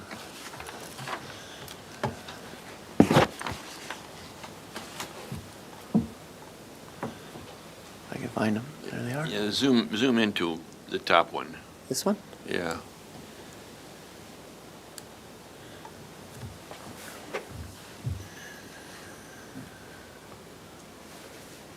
So those are little patios out there then. Is that what I see? Here? Yeah, the 2 floors, those are patios? Yes. How far back They're is the door balconies. wall? 5 feet. 5 feet. And the windows that are on the left side of that building element, Here? yeah. Is that an air conditioner below it? Here? No, up, the glass window, what's below the glass window? No, we're not doing any P-tax. We'll do all mini splits. There won't be anything exterior. It's just a slope sill. Just the slope, okay, It's a slope sill detail right here, if that's what you're asking. okay, all right. And the same is true on the rear elevation? We'll call it a south elevation, whichever. Yes. Whoops. Yeah, these are all recessed balconies with railings Okay. and the little tile details on the edge of the deck. Well, and the head height on the I guess the patio Here? opening, that's a door, but what about the, Doors are at 7. I believe this is at 9. Or it's a little lower here on this one, probably 8.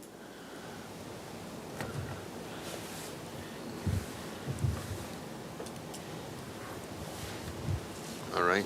Thank Right. you. Other questions? I had a question regarding, so one is, the renderings, do they show the plantings? Okay, so those are the palms we're talking about. And then do they show them on the side? Because I thought you had side palms as well. Are those lower and smaller? See them, but they're too small in the renderings, maybe. They're a little small. Those will When they're first planted? Those will get, yeah, we'll do probably bigger ones to start than that. Yeah. And how tall will those get? Oh, king palms will get 40 feet. Oh, okay. And then, are you showing the dragon tree? I don't believe that's shown in the rendering. You can't see the roof. Yeah. I know, but the Oh, the- dragon trees the are one in the decent size. Yeah, I don't think we're gonna It's in that see it. triangle planter in the front there. And how big does dragon trees, like whatever you're specking, get? In a pot. In that. In whatever Yeah, condition it in is. that condition, probably not as big as in the ground. I mean, in the ground, they'll get 30 feet spread, but not in a small planter like that. Okay, so like 10 feet or? At least, yeah. Okay. Okay, and was there a certain idea with that being on the roof? Oh, you're talking Like about the one? for the design move of doing the one or two on the roof? Just as sort of cool features, or what's I'm trying to understand the So I was talking about the ground level tree, but the roof level. What's on the roof? What's Yeah, the tree? we've got two umbrella trees, which are sort of a tropical looking. Oh, okay. How big do those get? In the roof In that condition, probably 20 by 20. Okay. And what was the reason for those? Yeah, there. This one here? Yeah. Some shade. Okay. So here and here, right? Yeah. And we didn't get this one in the rendering. Is that tubidampus? Yeah. And that thrives in a container situation. Okay, gotcha. And this is the dragon. Yeah, that might be more, I might change that to an aloe. I said either or on that one, but. Okay. Okay, that was it for my questions. Mr. Chair? Yes. If I may. So you're opting for curtains and not awnings on most of the elevations that are going to be exposed to? Yeah, we really like the curtain concept. We're just kind of studying the right fabric and the right application. And how much flood damage would there have been if the hotel had been built without that elevation, that extra? Did it really flood down below? I didn't get out of my house. Well, we had water in our building on Haley. Yeah. So it breached the sidewalk.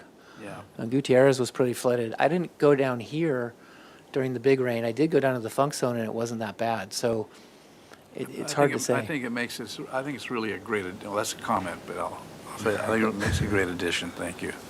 Thanks. Okay, and then actually I did have one last question. The elevation, the simple elevation, where do you see it from most, from a public view? The south, What's the? facing the train station. So is it? Yeah, you And is there see it like? from the train depot. Are there trees in the way that block it, or? There's a bunch of trees right at the back Okay. on the other site, on the adjacent site, I think. And do you have any Aaron like? has a bunch of these here. What's the best that you have to show? Oh, is that proposed or is that No, existing? those are this is existing trees in the planter that's off our property. Got just, it. Just adjacent to us, so that's Okay. right in this zone. Okay. So a lot of And- that elevation. And would it be an easy enough thing to take a picture from that side and superimpose what you're going to see from, actually see through the trees or not? Okay. All right. I guess that's still a question. All right, Commissioner Ensberg? Yes, thank you. Do you, okay, on the elevations, please? You've got the tile roof and then the cornice roof idea, as we see up here. So was that, did we tell you to do that? What did we tell you to do? That's a question. Let me Or find did we let me find the suggest? comment. And actually, can we go to the comments real fast? Did we have it here. suggest that Dig idea? up the long tile roof. Yeah. Was that what it was? Yes. I don't know Okay. if I can read it. but Just I'm- wondering where that idea came from. Okay. And then, and you do have awnings, I see them here, right? You have a mix of awnings and Yes. also the. Okay, we can go back to the drawings, it's fine, it seems like. Yes, Okay. that's correct. And another thing, it's never kind of part of this, but it's such a big thing, is signage and graphics, are just really the branding and the elements of that just have such a power in making something really A nice fantastic. pole sign out front. on the wall. No, but I'm thinking about the Californian and how the arch, and then they have the beautiful, it really makes a big difference with the signage. So I don't know if we don't usually talk about that, do we? No. Because there's a whole committee that talks about that. Yeah, and there's we a whole- saw yeah. with how the signage is going. But I So think it's anyway. fair game- The it's fair- sandwich sign it's fair out game to front. suggest that they Yeah, or place if you know anything about it, because it really does impact the overall design so much. Yep. We have not You have- you landed, we have not landed on a name to call the hotel. We have not landed on anything like that, so we really haven't breached that discussion Okay, yet. okay, great. And then I see here, I see you have the example of the lantern light fixtures. Yeah. Right, and then those are at all the door entries. Are they around the, Yeah, there's a little square right here that shows flanking the front. right? Here. And then what about the doors going out onto the patios from the rooms? Do they have anything? We wouldn't do that fixture there because there's so many of them. Yeah. We'd probably do something maybe simple above the door or maybe even recessed, just to provide some light. Yeah, but it would be adding another element, yeah. Okay, I think those were my questions right now. All right. Mr. Chair, ahead. Yep. I'm still puzzled about the windows and the sloped sill that's shown in your plans. There seems to be some construction material below the window. It looks like this. Okay, now go on the side. I mean, what were we seeing on the, It's the same detail. I just don't know if I can get that side rendering. Here we go. Yeah, same thing. Slope sill. Just a little all right, slanted. You just see the two lines in flat. yeah. Yeah, in the elevation, you're seeing the bottom of the slope and the top of the slope. So it's a little deceiving, like most elevations. And where has that been done before? Well, We don't have time for that. the wall thickness is so shallow that the First time ever. the slope is going to be almost nothing because the wall is so thin. How You do you- guys, you how- have well, a that's a 12-inch framing thick question. wall, it'd be a different We story. haven't- What's your thickness of wall? We're at least a 2x6, so we'll get a little bit of That drop. much. Yeah. Not for that Well, steep a tall. If we're talking about slope of Questions? sill, then we're, yeah. Then I'm we're gonna comments. say- We're ready for final. Yeah, One we're- other, yeah. No. I have comments when you're ready. Yeah. Okay, Commissioner, enter question? Yeah, one other question. On the front elevation and the stonework around the entry, 1 second. Nope, that's not it. yeah. So could you kind of talk about this a little bit? It's very blocky. Yeah. Could you talk Blocky, about it, like stunning. kind of what you were, your thinking in terms of, So this is doing a couple of things. One, in our minds, it's sort of, here's the front door, given that we're elevated and there's, it's sort of announcing the front door. The other thing is it's actually acting as a guardrail for the deck behind it. So the height of it is basically 42 inches above the second floor. That's kind of setting the height and giving it a little bit more mass. okay, And then that's also a potential spot for signage in our yeah, right. thinking as well, which we don't know what that's going to be yet, but Something beautiful. yeah, hopefully. Thank you. Mr. Chair. I forgot to mention the motorcycle weather vane up on the top. That was one of the Oh, there we go. one of the Yeah. comments. There you go. And we've talked about, there's a comment in here about honoring the history of the motorcycle culture and the family, and we've talked about that as a project team. We're going to do something like more of an art program within the hotel or like that as a Cool. as a nod to Theme, that. yeah. All right. What about handicap access? Like the front steps, is there? Yeah, we have a lift that'll be back Okay. here and screened, and then we have one on the other side. Okay, thank you. Yep. Comments? Yeah, we're done with questions, everyone? Good? All right, let's roll into comments. You can kick us off, Commissioner Enter. Well, we'll stay on this elevation here. I think that the garage door opening is way too tall. Okay. Way too tall. And I'm not sure I have no problem with it being a flat, head structure or whatever, but it's just way too tall. And I think that you go to one of the side elevations at the scale, I feel that blow that up, yeah. I feel that there's not enough white, not enough wall. In other words, I think the head height for the recess for the balcony is at 9 foot is maybe too tall. It's just, there's not enough plaster on that building. It's all punched. And somehow you got to get more,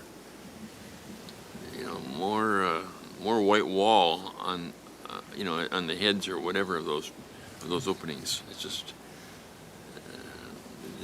it's too punched out the way it is. Okay. Commissioner Drury? Mr. Chair, yes.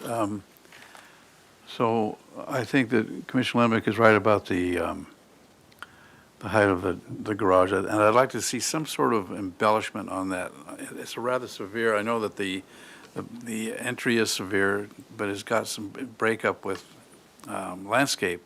But I'd like to see something there.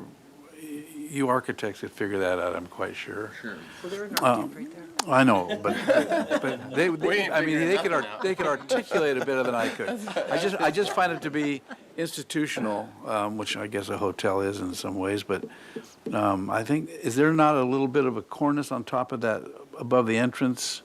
Yeah, there's a little implied. Something like that, Little something like step, that. yeah. It doesn't even need much. I also want to make sure that I say this, I'm completely supportive of the roof deck. I think it would be a shame not to have it. Thank you. Okay.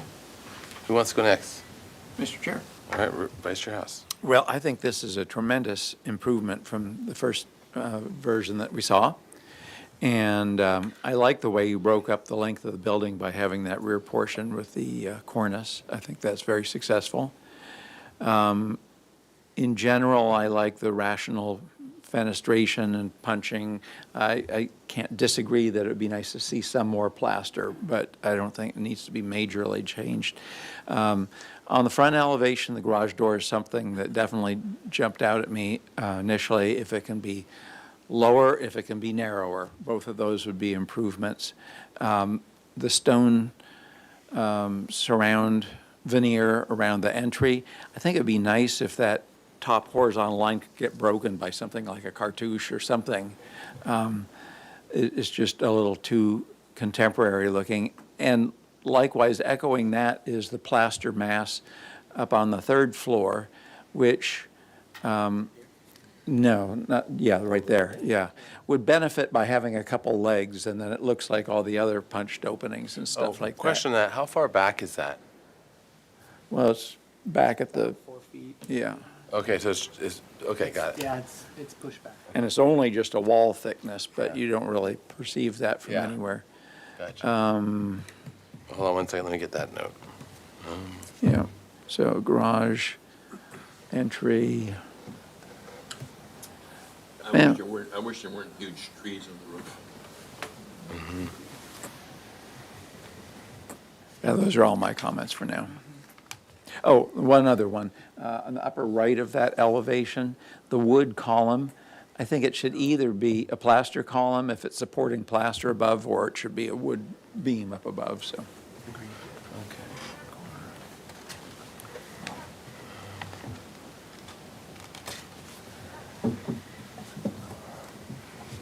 Mr. Chair. Yep. Commissioner. I agree with the Vice Chair's comments. All right, that makes it That's easy. mighty nice of you. It will save me some babbling. Yeah. Mr. Chair, Yep. ditto. All right, great, I like this. These are the easiest comments to write down. Any other agreements? Somebody disagree with me. No. All right, So Commissioner I'll Ansberg? go, yeah. Well, first of all, thank you. Always want to thank the applicant for all their hard work. Why? Well, I do. Okay. These are in no particular order. I agree with what others have said. I think it could have a little bit more color, kind of punch it a bit more. That this is, to how to make it really be memorable. Right now it's really nice and everything, but it's not like, oh yeah, we're staying at that really cool place down the street, that it has some kind of something. I think you've got all the elements in here. You've got enough money into it that you can, work with what you have. I'm probably going to be different than the rest of the commissioners here, but I think the roof should just be all the same tile. I don't think this cornice thing works. I would rather see it all be red tile going through. Looks sort of like a mechanical in the back there with just the cornice. So, and then I think that the And I think that would look really pretty, brings in the red color. And I think that the elevator tower should have a roof on it like the corner roof, so that there's two roofs, and it kind of creates this dialogue and language. The shapes, that's my. Sorry, can you be clear on that? Well, right now, Roof for which? for the elevator tower, which Okay, they changed gotcha. to a cornice, and Gotcha. I would rather see Gotcha. another little roof, a Okay. little rooflet like the one over here. Got it. Over there. And so that's that. I really like how you have the open walkways. I think that's wonderful to have the air going through, and just, here we are in Southern California, so I really like that. And just a suggestion moving forward, I think it's really helpful if you can sort of show the trees, on the elevation, even just lightly, so we can kind of see where they are and how big they are. And also on the roof, because I think the roof could look really cool with it, but I can't really tell for sure without having them up there. And then the stone entry, back to that right there. There probably is a good reason why you have, I almost want the entry to be the only thing, well, with the garage, but you've got that wall out in front. I sort of wish that was white instead of stone, so that the stone of the entry was really, the punch. So I know you maybe you want it like that for other reasons, like, graffiti and et cetera. Yeah, but, Yeah. I don't know. Anyway, I just feel like it sort of takes away from the power of that entry element. And I like that. I like how you've sort of stair-stepped it down over there on the left. I keep thinking about the courthouse arch, and how the beautiful way that the stones go up around. So I don't know, maybe you could play with that a little bit more and make it a little bit more special. Because this is the elevation from the freeway, so this is this gateway thing that, you really want this to be like, oh, let's go, honey, pull over, let's go to that place. So that you've got this great advantage of being a gateway, so why not make the most of it? And then finally, if there's a way with, I think others have said that these openings should maybe come down a bit. I agree with that. They seem a little bit very tall. That maybe that's enough, but possibly some brackets or something. I don't want to add money into the project. I know you've already spent everything on the drainage. So, but maybe there's, just think about that, and maybe there's a way you could soften those hard rectangles. And that's it. I think it's really nice, and I think you're doing a great job. Thank you. Thank you. Okay. Okay, and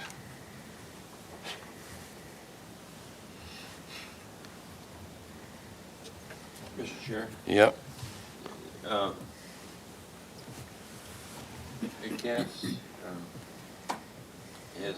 Commissioner Ensberg? Ensberg has made comments which are different significantly than. Oh, we're about to get to it. I'm writing it down so we can kind of work through it. Hate to have the applicant walk out here confused. Yeah. No, I think there's, And then come back and not get a vote. yeah. So, and I think that some of these can be as some commissioners or most commissioners or whatever. So we need to get. Or no commissioners. Or no commissioners. Okay. That one commissioner. Commissioner Who's McClure? not here.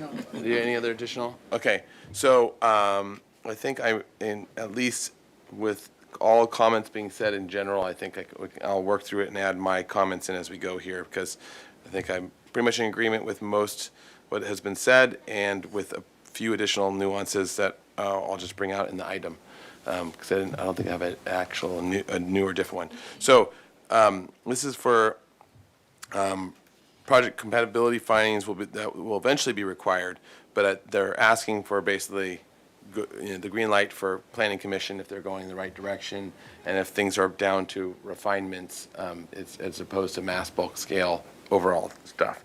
So everything I've heard so far seems like it's ready for, we're thinking it's ready for planning commission, and then with a lot of these little refinements just to be coming back as they are coming for project design approval. So is that everyone in agreement? I would agree. Yeah, okay, great.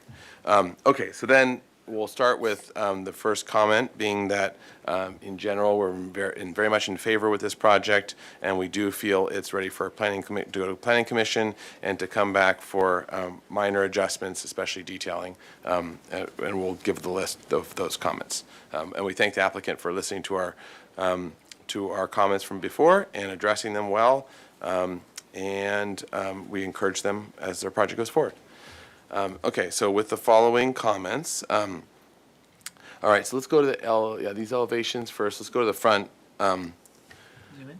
Yeah, zoom in. And then, so for the north elevation, so the following comments.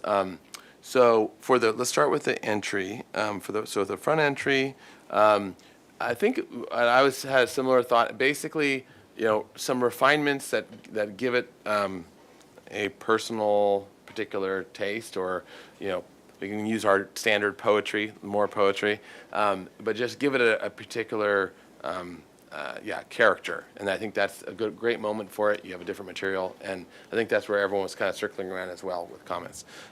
You may take a nod or imply something from the train station as well. I think you're looking right through in that direction generally. And it's a mission revival, a great thing, so maybe there's something that you pull from that or reference to that. It seems like even some of your cornices and plaster details, you were looking at their parapets, which is a cool way of kind of relating. So anyway, so the entry, additional refinement and character with more poetry. And then A little dash of charm. a sprinkle. Yeah. Sprinkle of charm. And then for the garage opening to adjust the proportions, and I think similarly, I have a feeling of it's pretty wide if you can come down and come in to whatever is necessary, but or to give it more heft on the corner too. I think that it's a weak corner for having a 3-story building above it. So ideally, you'll have the clearance to be able to narrow the opening and also drop the height a bit. And then add a little detail to it as well, but obviously not as much as the front entry. But adding a little more detail to that as well, refinement. Let's see. Sorry, I'm just going to go through and make sure I cross-check these. All right. What else on here? Oh, the third floor parapet wall above the walkway, to refine that so it has visual supports, however you do that, whether it's brackets or as bringing down a little sliver of wall or something to visually hold it up. And then the other comment is that the right side third floor corner to either have wood posts with wood beam or plaster pier with plaster beam, or rather than. Mr. Chair, if I may, the garage door opening, does the asymmetrical stonework on either side, does that bother anybody? I don't think he commented on it. I think if you. Do you mean here? No, I mean that, on the corner and on the other side toward the entry doors. Yes, exactly. Oh yeah. Oh, you mean the height? Yeah, they're no. As he refines it, that might be something that he to play Okay, into. all right, thank you. If you, Commissioner Uli has just hung around the courthouse too long, where there isn't a single symmetrical. It's like all the records, every arch is tilted, and yeah. So as you refine that, and then so let's talk about the front planter wall in terms of stone or plaster. I mean, I would support either as well, but I would think that could be left. I think either one makes sense. Does anyone else not feel that way? I think that the stone base visually helps reduce height of the building. Mm-hmm. And if you have And actually, can you give the perspective? I was thinking the same thing. I thought the perspective, the planter kind of does that no matter what. Well, I guess that's from a higher view. Right there. Yeah, there we go. So the planter almost does that regardless, but I agree there is some sense of like not feeling like mass white on white on white. Commissioner Ansberg? Mr. Chair, I'm sorry. No, you go ahead. And the material is sandstone, correct? It's not that, it's not gray, it's, yeah, okay. Oh, okay. Yeah, that was what it occurred to me. The gray seems a little brutal. So it really has more warmer. Right, okay. Yeah, I do think that I agree with Commissioner Lenvik. If there was white, I'm imagining it now on the side too, that would actually make it feel like a pushing, 4 stories or whatever. So I do kind of like that.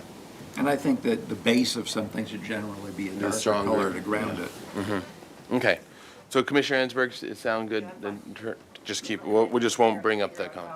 How to differentiate and make the front entrance. Yeah. Yep. More pizzazz. Okay.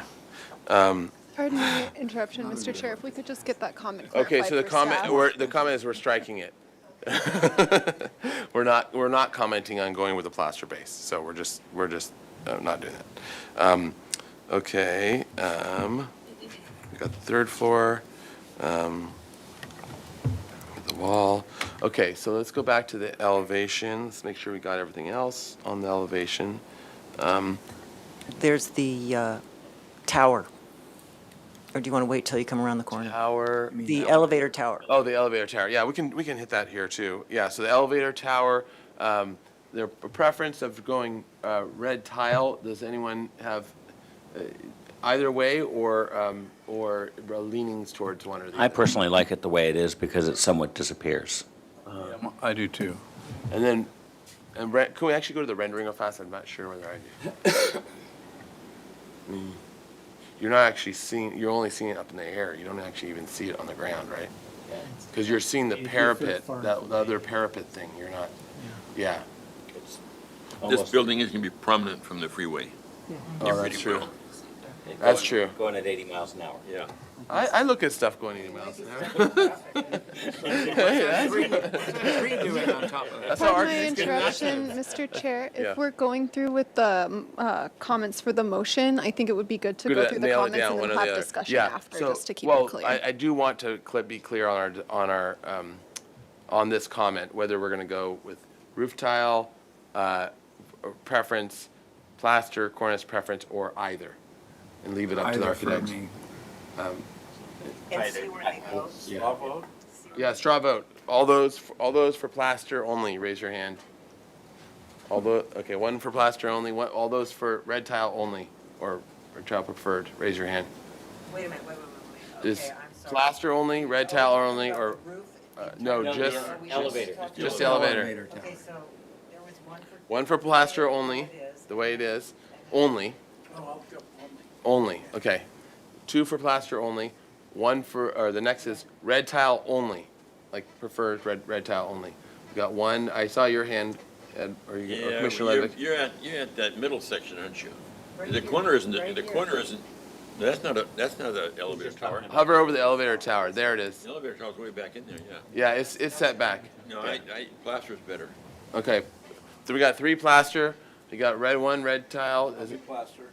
We got 4. You're jumping on. You're a fair weather plaster fan. Okay, we got 4. All right, and then who for? And then there's 3 for. I don't care. Okay, you can. Now it's 4 and 4. So we're split. So we're just gonna go. Your choice. Split goes to the architect. Okay. All right. So we'll just say that the commission is split on whether and in general finds it appropriate to go either way, on plaster or red tile for the elevator. Tower. Yeah, make them split it just like they did the building. Okay. 2 walls, tile, yeah. Okay, so hold on, let's go to the next. Okay, let's talk about the roof deck, since we're talking roof from here. And we can go ground level, at least as the main public. So we had mentioned that we're split on the roof deck aspect. only came up with 1 or 2 people saying they were okay with it, a couple people, commissioners saying okay with it. How's everyone feeling about it? 100% supportive. You got to have some amenities for people staying at this hotel and not just hanging out at the fig tree. And could we see the plan of the roof? I have a question too. Yeah, When go ahead, time. Commissioner McClure. Well, are we going to see a line of hedge material that would be quite untraditional? Yeah, that's, I was. Can that stay lower? I was worried about that, but the renderings don't really show that you will. It looks like you have mostly parapet wall. So along that line, so my thought on it was, unless you were doing these like, gardens of Babylon or something, where you're having these like decks and plants, and that's actually a strong part of your whole design and theme. I think that just having some plants poking out here and there looks kind of weird, just like a few plants poking out of a building. If it really is the thing that you're like, oh wow, this is a whole thing that they're doing, that's one thing. And that as well, especially with the recent building popping up on Gutierrez, the massive trellis. I think you guys aren't doing that. It's great. It's set back and it's very subtle comparatively. I think that also adds mass to the whole building, and that's Commissioner Lenvik has brought this up before, and now I'm starting to get more convinced of it.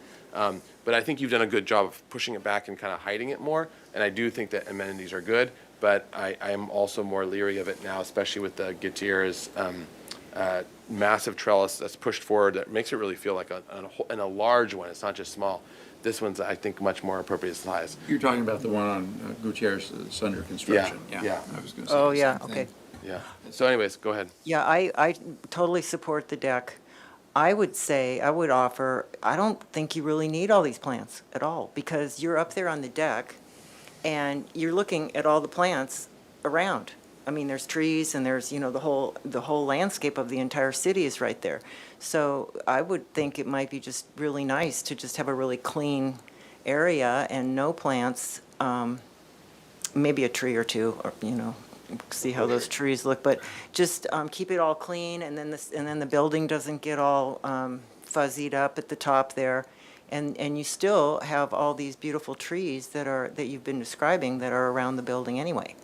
But then Use the borrowed landscape. But if the perimeter hedge goes away, do you get a bunch of people doing this on the railing, Well, they're way back here. See, because you could still have that space, I guess. But no, it's a good point. So, and I think what the main thing is just not wanting to see a bunch of stuff spilling over. So if there is any other way, if the parapet goes a little higher and you drop something down, or you get it and you plant it low and whatever, that might be a way, as long as from the public right away you're not seeing this mess or large things popping up. I think that might be could be a good general direction so that you just don't see it. But also to let it be a possibility for them to not have to have, not to require it. So if you want Is there anything that's requiring it, or is it taste or a design or? Mr. Chair, there's nothing requiring it. It's just been part of our early design concept to have opportunities for plantings up there while you're on the deck. And generally speaking, most plants chosen are pretty low, but we can lower it even more. Mm-hmm. Okay, so is everyone in general in agreement with just not being not seeing those plantings, especially on the edge, but not seeing the? I'm not opposed to landscaping, but they should be low. Yeah. Okay. I think people like plants. Yeah, I think so too. It can, and but I just don't want to. Could we see the rendering view of the trellis? I just want to be sure on that, whether or not it could get pulled back a little bit.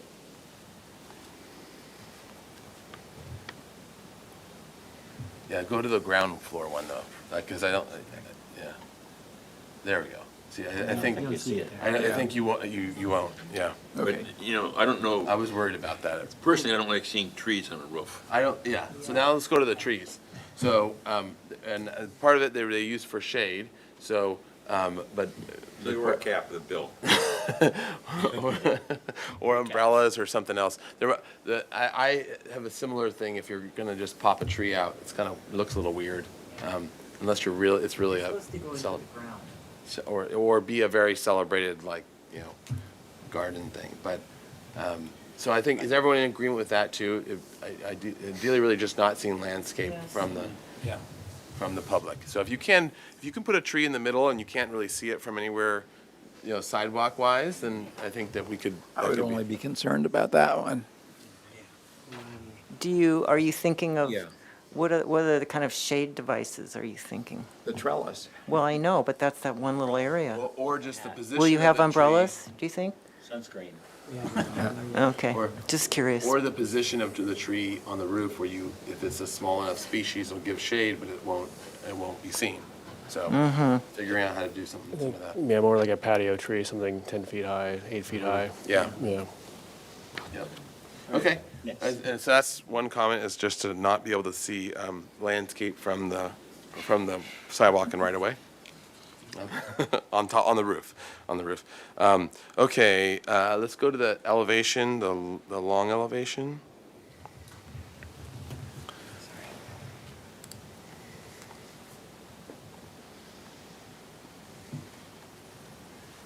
Okay, so on this, the comments were to give more plaster to the openings are a little too big, and recommendation was to lower the third floor plaster somewhat, and/or add detailing like.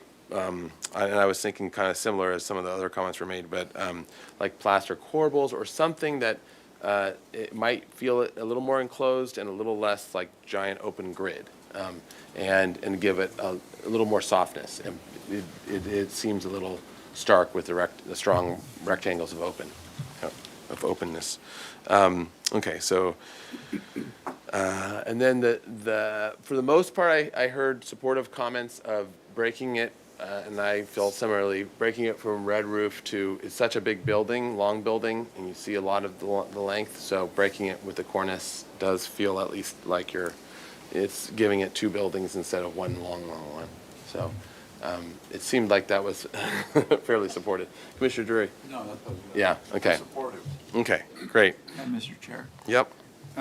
perhaps you could add a comment about that rear building. The framing should be perhaps at least 2 by 8.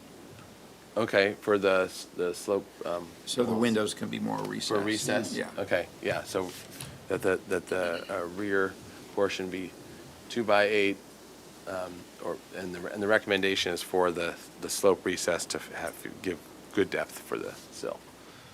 Would that really apply to the corniced elements of the building, so the wall seems Yeah, thicker so it versus seems the like- tiled version? I think that makes Yeah. sense. So for all the corniced element, that's a good way of just differentiating that back portion, to have the thicker wall for the windows to read. Deep.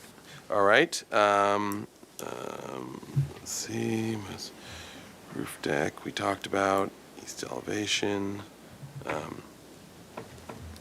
we just talked about signage and graphics. And are we comfortable with where they are right now?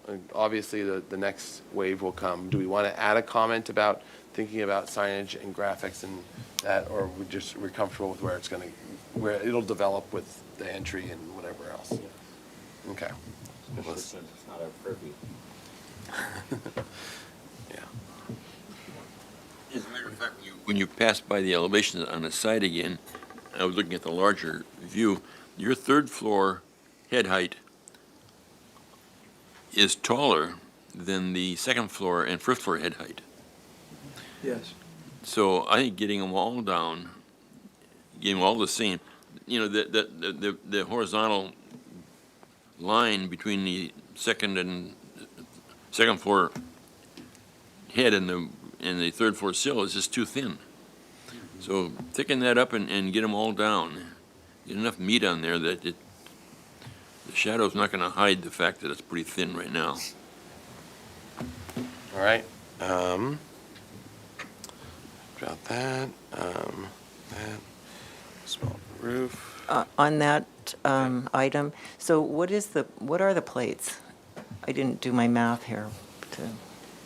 So the plate height, We're 11 feet floor to floor. Plates probably 18 inches below that, 9.6. Más o menos.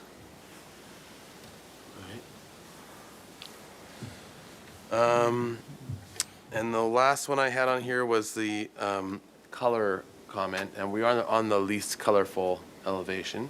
How do we want to address, it seems like from the, actually, let's go to perspective and take a look at it, see what people think. And the window color is, right now,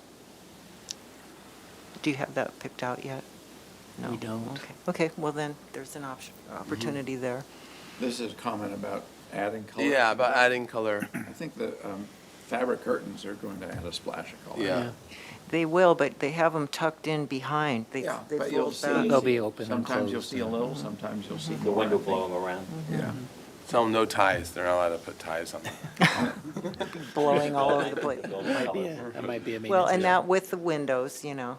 I Okay, think- so at least we won't add that, the color comment yet, it's gonna come back. And so I think as it develops, we'll be able to see it too, and if we feel it's lacking color, we can tell you then. Okay, so I think that covers all of the comments I got from everyone. Any other comments that want to be added?